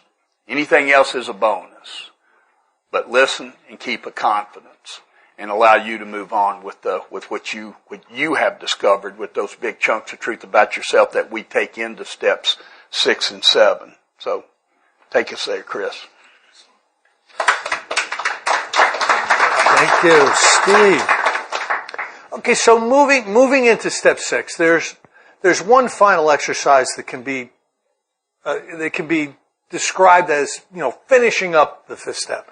And I missed this for a number of runs through the steps, but I've come to understand kind of its importance because I'm being asked to be contemplative. I'm being asked to do meditation and prayer on a daily basis, to really try to intuitively seek within some of these answers. And this returning home exercise, I'm going to read it. Returning home, we find a place where we can be quiet for an hour, reviewing what we have done. We thank God from the bottom of our hearts that we know Him better. So this fifth step really is bringing us closer to God. Taking this book down from the shelf, we turn to the page which contains the 12 steps. Carefully reading the first 5 proposals, we ask if we've omitted anything, for we're building an arch through which we shall walk free at last. Is our work solid so far? Are the stones properly in place? Have we skipped anything? Have we dodged and weaved anything? So I'm supposed to do a review, just a contemplative review of the first 5 steps, so that I'm confident I haven't left anything out as I move into step 6. Have I fully conceded to my innermost self that I'm an alcoholic? Am I willing to believe, or do I believe that there's a power that I can gain access to that's going to solve my problem? Have I made a decision to really go all the way in with this Alcoholics Anonymous 12-step process? Have I made a decision that this is really the right thing for me in my life? And have I been honest? Have I left anything out of my 4-step? Did I leave out Tallahassee 1978, in a blackout? Did I leave that out? Because the thoroughness is really, really important. Like Steve was saying, if there's something we're holding in the background, that can be corrosive to our spiritual condition as we move through the rest of these steps. It can screw everything up. So being able to, after this returning home, being able to say to myself, I did the best job with the set of tools I had at the time. I've not overtly left any stone unturned. And if something comes to me, something, I'll immediately take care of that with my sponsor. Having that attitude. We then look at step 6.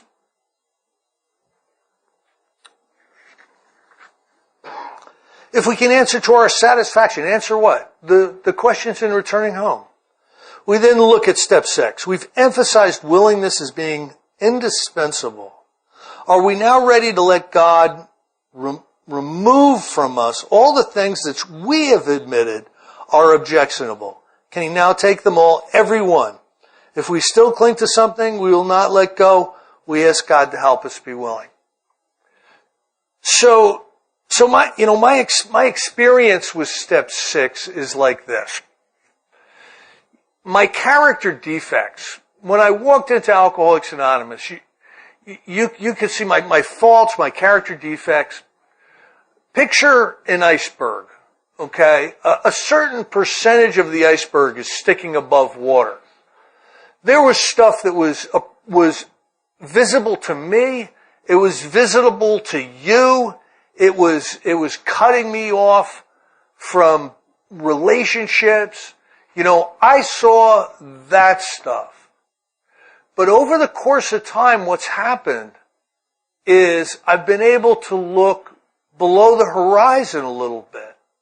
I've been able to, the manifestations of self, I started to be able to recognize ones that weren't overt. They didn't impact my relationship with you. They were deeper. They were deeper and they were below the surface.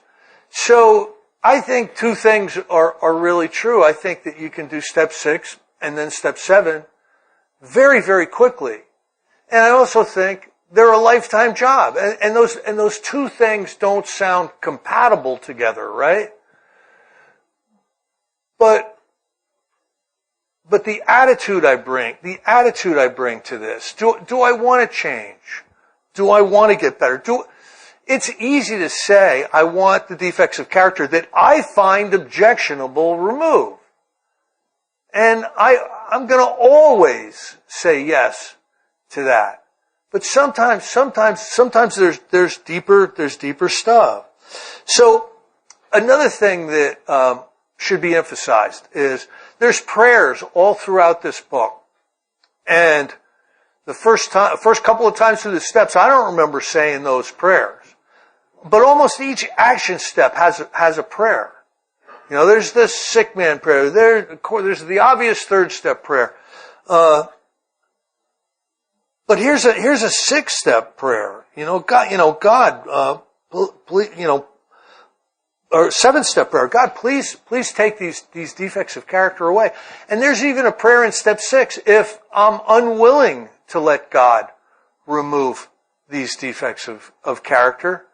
There's still a path forward, and that path forward is to pray for willingness. It's not unusual. I heard a good friend of ours out in Aspen shared this one time, and he was talking with his sponsor, and he was holding on to some things, like that he wasn't really willing and ready to let go of. And in the conversation, it came out that family, work, and sex life, all right, were things that, he didn't really feel comfortable completely turning over. And then he looked at his inventory, and the inventory was all family, work, and sex conduct. So it's almost like the more fouled up something is, the more we've got fingernails into it. We're gonna hold on and fix it. And this is really a remarkable. These two steps almost look irresponsible to me when I first looked at them. Now let's jump to step 7. When ready, we say something like this: My Creator, I'm now willing that you should have all of me, good and bad. I pray that you now remove from me every single defect of character which stands in the way of my usefulness to you and my fellows. Grant me strength as I go out from here to do your bidding. Amen. We've all said that prayer in meetings, till the cows come home. Then it says, we have completed step 7. That almost seems irresponsible to me. We've completed step 7. But when I think about it, there's no way to get rid of self without God's help, right? There just seems to be no way to get rid of this selfishness and this self-centeredness without God's help. We must have God's help. And the whole program is about gaining access to God's help. So maybe they mean what they say here. We've completed step 7. End of sentence. Now that doesn't mean I don't need to stay aware of these things and continue to do inventory with step 10 and continue to practice these principles in every way they're available and appropriate for me to do so. But I think my job is the willingness and the attitude. I don't think I have the power to remove these defects of character. They're my default settings. They're core pieces of self. And to try to apply self on core pieces of self to rid the self somehow just doesn't make any sense to me today. So I believe I must have God's help. Now, this almost looked irresponsible to me.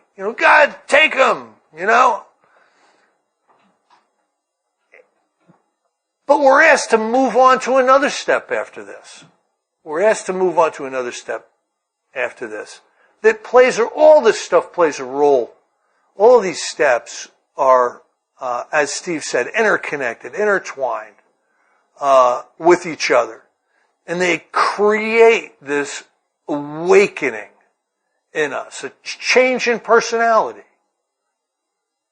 a shift in perception that happens when we've gone through these steps that leads to really, really solid recovery. So, I touched briefly on those 2 steps. Steve, what do you have on 6 and 7 for us?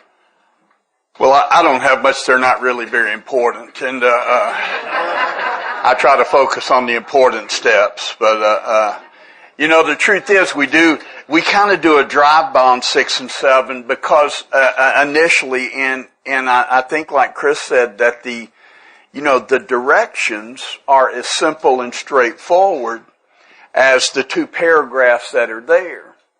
But the spiritual depth and surrender of what I'm committing to in those 2 paragraphs. Steve Martin used to have a comedy routine, and it was called How to Be a Millionaire. He said, okay, first you get $1 million. Right? And that's yeah, but Steve, how did you get the million? And that's what here, so I think that this is as simple kind of as that, but there's so much to it, and it is really kind of doubling down on the unmanageability talked about in the first step. It could be I'm powerless over alcohol and my defects of character are unmanageable.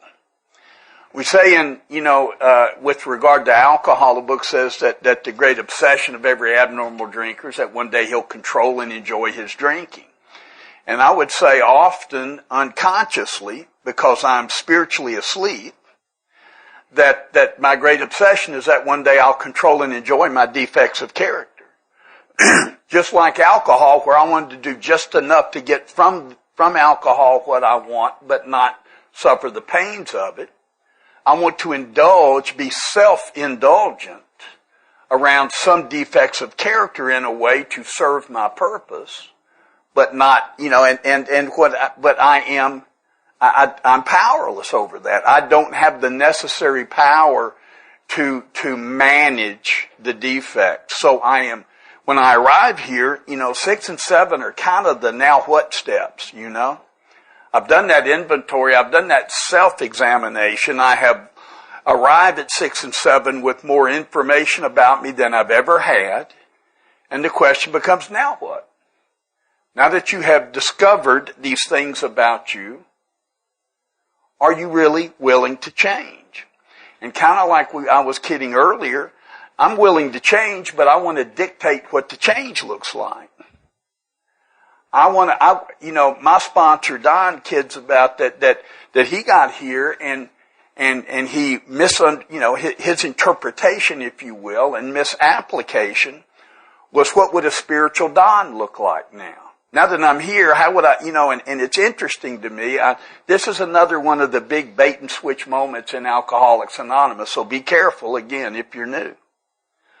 Because in the 6th step, as Chris read it, it says that we emphasize willingness as being indispensable. We're now ready to let God remove from us all things which we have admitted are objectionable. And that's kind of like me playing God again, right? Here's a list of defects, and I'm ready that you should take these. I got 4 over here that I've decided I'd really like you, I want to keep playing over here with these. When I get to the 7th step, it says that I'm ready now that you should have all of me, good and bad. Which implies, number 1, that I don't know which is which. I don't get to be in charge of that. I'm putting all the chips on the table. I used to have an analogy of a yard sale, but now it's on, you're doing it on eBay or Etsy or whatever. But when my wife and I moved 7 years ago from a home, a 2,600 square foot home, to a 1,270 square foot condominium, we were downsizing, right? And that's what we're doing here. I'm downsizing. And when we're downsizing, we went through that house and we identified those things we were willing to get rid of. In fact, some things were old and in the way and no longer useful. And we want to be rid of this and maybe even make room for some new stuff that might be better. And so, using the yard sale analogy, I'm taking all of this stuff out of the house. We put it out in the yard for them to come by on Saturday morning. Everything I've decided we're willing to be rid of. But when they come over for the yard sale and they're picking around through my stuff, I've then got to say, you know what? Go on in the house. Take anything in there you need. And I'm really fond of that recliner and the big screen, But take anything you need that's going to make me, that stand in the way of my usefulness to you and my fellows. And man, that's another one of those do with me as you will moments in AA.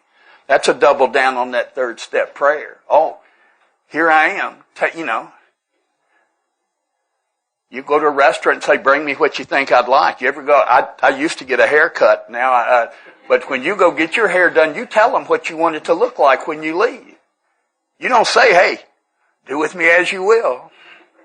No, because that's too important to me. And when I do that, when I spiritually say, do with me as you will, there's a fear of what am I going to look like when you're done? What are you going to leave me with? Will I be able to operate? I'm not used to operating with that. I got some tools here that they're troublesome, but I'm familiar with them.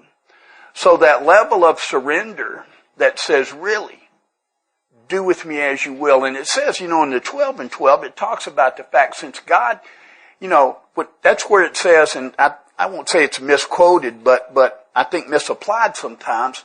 It says the only step that we work 100% is the first step. Well, really, it's the first half of the first step. The only thing I can measure in Alcoholics Anonymous is when I had my last drink.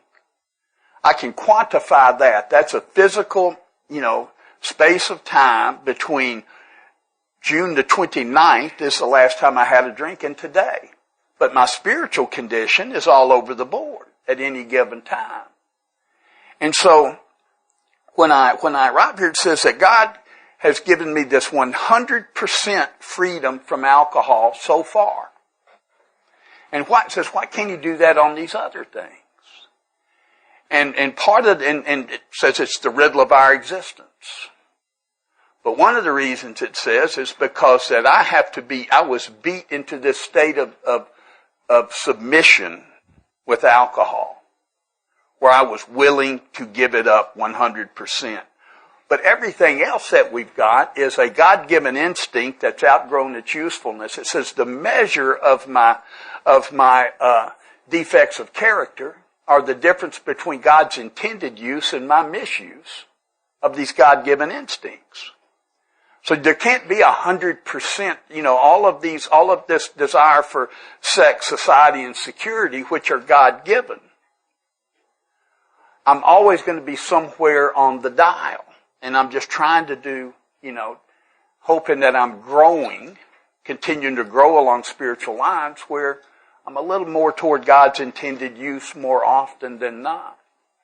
And the willingness that, it says in here, it says in the third step that willingness is the key.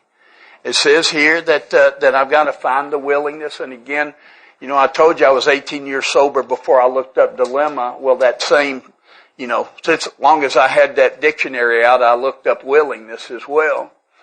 And one of the descriptions of willingness was doing that which I would not do as a matter of course.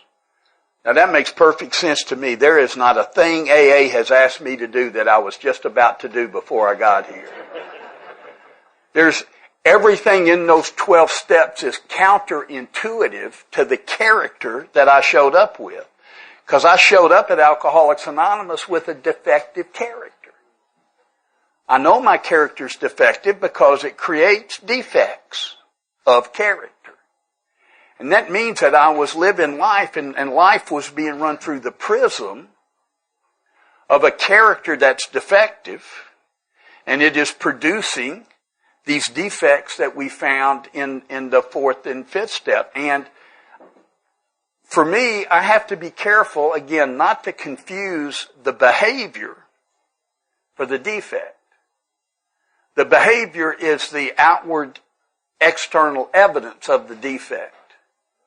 But the defect is internal. And, and how do I, it says that God won't render us white as snow without my cooperation. So I gotta cooperate. God's got the power, but I gotta cooperate. And you guys have been telling me that since I got to AA. You've been saying that we act our way into right thinking. We don't think our way into right acting.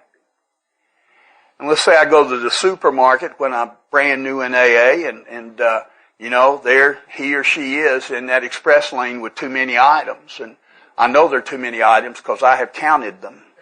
And I got no choice but to snatch him or her up and make a scene and send them over into the right aisle. And you guys say, Steve, that's just, that's bad behavior, man. That's just not the way we want to act here. So next time, I'm there, and there he or she is again, and they still got too many items, because I'm still counting them. And by the way, I count a 6-pack as 6 items, so you know. And this time I don't say a word. I stand there in line, I don't say a word, but I'm about to implode from not saying a word, right? I'm biting my lip. There's blood trickling down, but I don't say a thing. Now, I'm not free of that defective character, but I'm not causing any collateral damage with that. I'm not acting on that defect. That in itself is an act of humility. To act different than I feel is an act of humility. And humility and character building are the two key things about step 7 that the 12 and 12 talks about. And if I do that often enough, if I go to the store and I stand in that line and don't respond to the person with too many items, one day I will find myself there and not even count the items. And if that ever happens, I'll report back to you. But it is so that's how I participate in this. I have to realize again, and it's the common theme, that my problems are all internal. And that defective character that produces these defects is treated spiritually by these 12 steps, these steps that are spiritual in their nature that Chris read earlier this weekend. That if practiced as a way of life will give me that 100% sobriety, expel the obsession to drink, but leave me happily and usefully whole, not grudgingly whole, not the guy in line that's still counting the items and feeling, but happily and usefully whole. And, it's again those demands. 6 and 7 into 12 and 12:7 is where it talks about the fact that my demands, that's where it says we all know the difference in a simple request and a demand. And I'll tell you a story. When I went to Toronto to a weekend retreat not unlike this, right? And I'm sitting up here, with a friend of mine, Mary Jane Roy. You might know Mary Jane. But anyway, we're doing the deal and we break for lunch, just like we did here today. And we were out at a restaurant and I'm sitting at a table with about 8 people, a round table with 8 people, and they came and they took our order. And I ordered a cheeseburger. And the guy next to me, I noticed, ordered a club sandwich, and then they went around and took everybody's order, right? And a little while later, they brought our food out. And they gave me a cheeseburger. And they gave the guy next to me a cheeseburger. And I see him start eating this cheeseburger. This is your Zen moment for the weekend if you've been waiting on it. They give this guy this cheeseburger. And I said, "Hey man, I thought you ordered a club sandwich." This is unbelievable. Listen to what he said. He said, "I did. But they brought me a cheeseburger." That's it.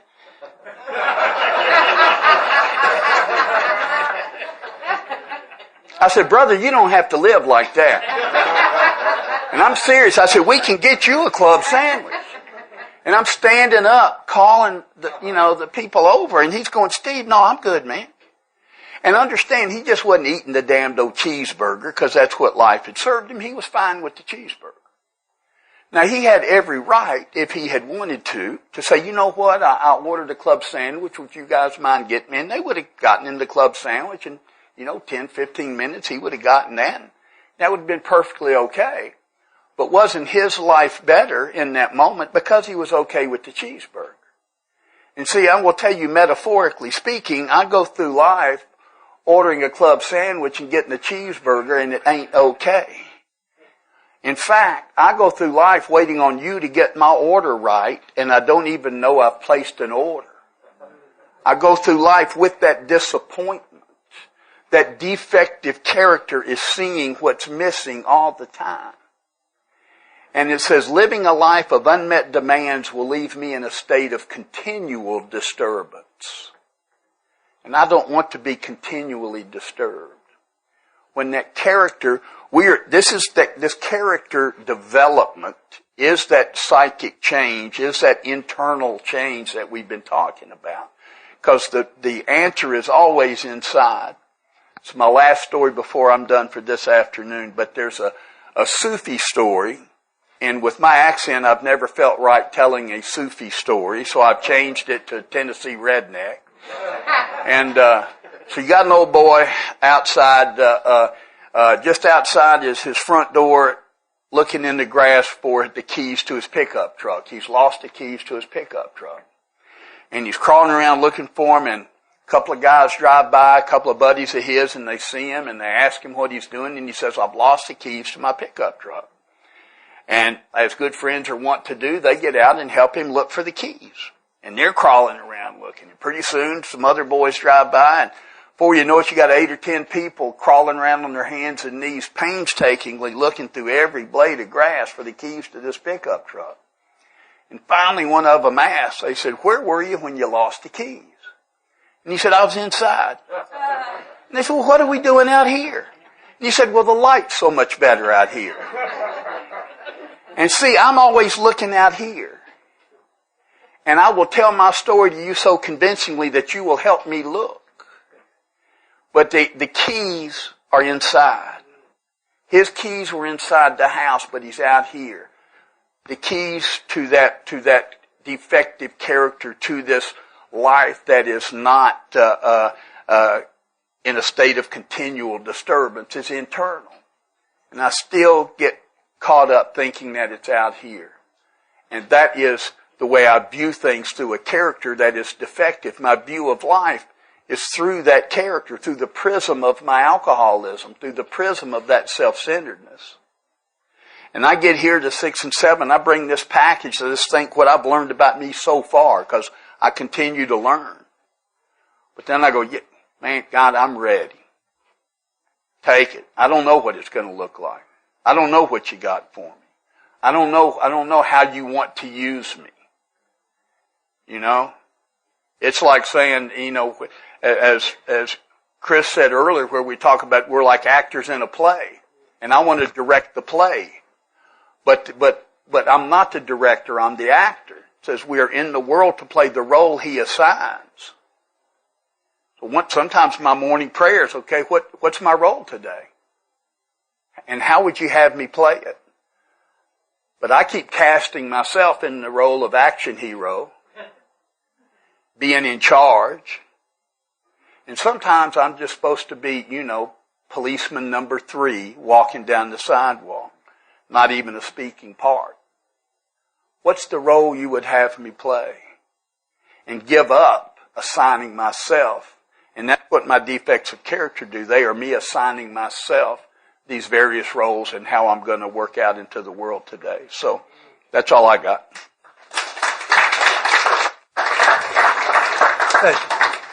That's great. The light's better out here. I love that story. So 2 stories, and then I'm done for the afternoon.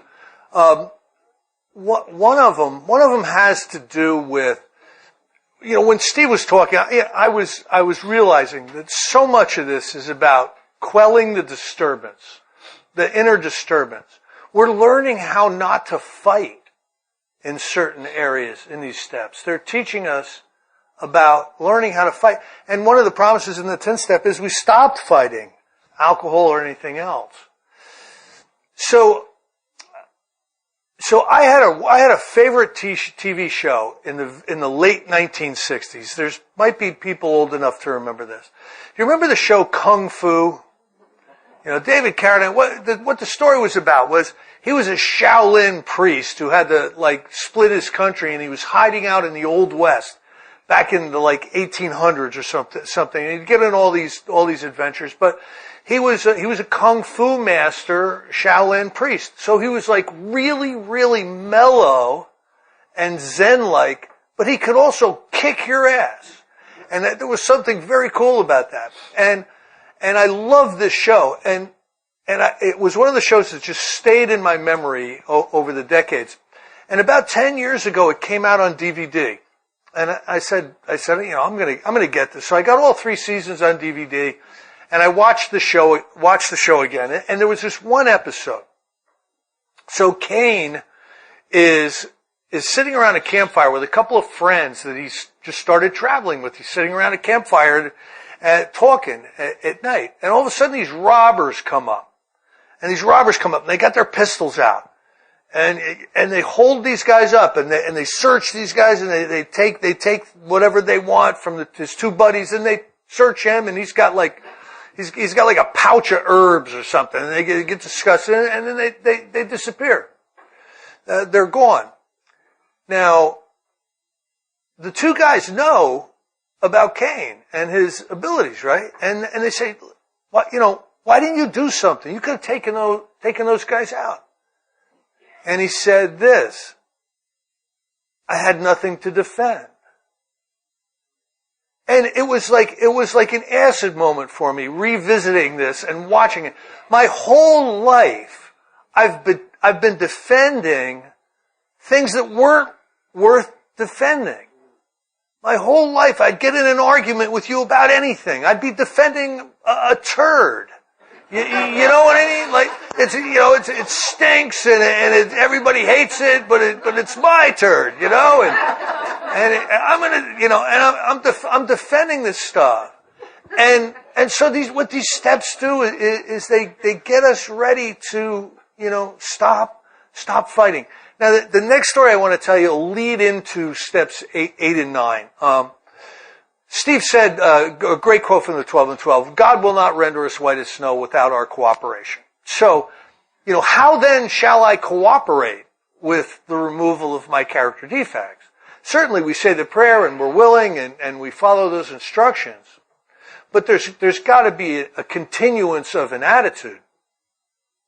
I'll tell you this one story. I was sponsoring this guy, and he was rough. I lived in this town called Basking Ridge, and it was a bedroom community with professionals, and there was really not a lot of crime except for me and John. Literally, if somebody was walking their dog without a leash, it would make the newspaper. It was one of those places, right? And this guy moves in and shows up in our AA meetings, and it's about 6 months before he could even talk. He was so smashed up.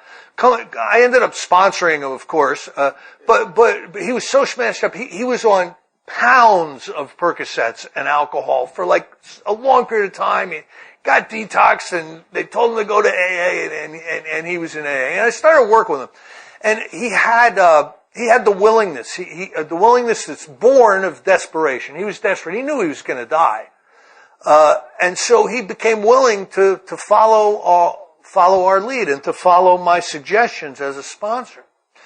And one day we're leaving a convenience store, and we're heading to a meeting, and we both got coffees at the convenience store because we knew who the coffee maker was at that meeting. And so as we're walking out of this convenience store, I see him do this. He just really, really quick grabs a pack of cigarettes as we're going through the door and puts it in his pocket, and we're out. And I'm like, whoa, wait a minute. Did you just steal a pack of cigarettes? And he goes, no. I go, let me rephrase that. Did you grab a pack of cigarettes as we were leaving the store and not pay for them? Yeah. I go, well, that's stealing. He goes, no, they were on the rack in front. I go, what does that mean? He goes, you're a chump if you don't take those. They budget for that. He'd been doing this his whole life. He came from the city. And so, all right, sponsor summit, time for a sponsor summit. We need to talk about this. We had a talk about it, and he became willing to put envelopes together and to put money in envelopes and to go back to 20-some convenience stores that he's been doing that to since he was a kid. And he actually went back out and he started handing these envelopes and saying, I'm an alcoholic, I'm trying to straighten out my life, I sold, here's some money. And he did that with like 25 convenience stores. And I just want to ask you a question. Do you think he still steals cigarettes? Each of these steps just roll into the next one in such a logical sequence. I think the best possible atmosphere to be in for the removal of character defects is to become willing to make amends to the people and institutions those defects of character have harmed, and to actually go make amends to the people in those institutions that those character defects have harmed. And with that, I don't have anything. Okay, we're back. We're over at we'll let Malcolm tell us what we're doing. Thank you for listening to Sober Sunrise. If you enjoyed today's episode, please give it a thumbs up as it will help share the message. Until next time, have a great day.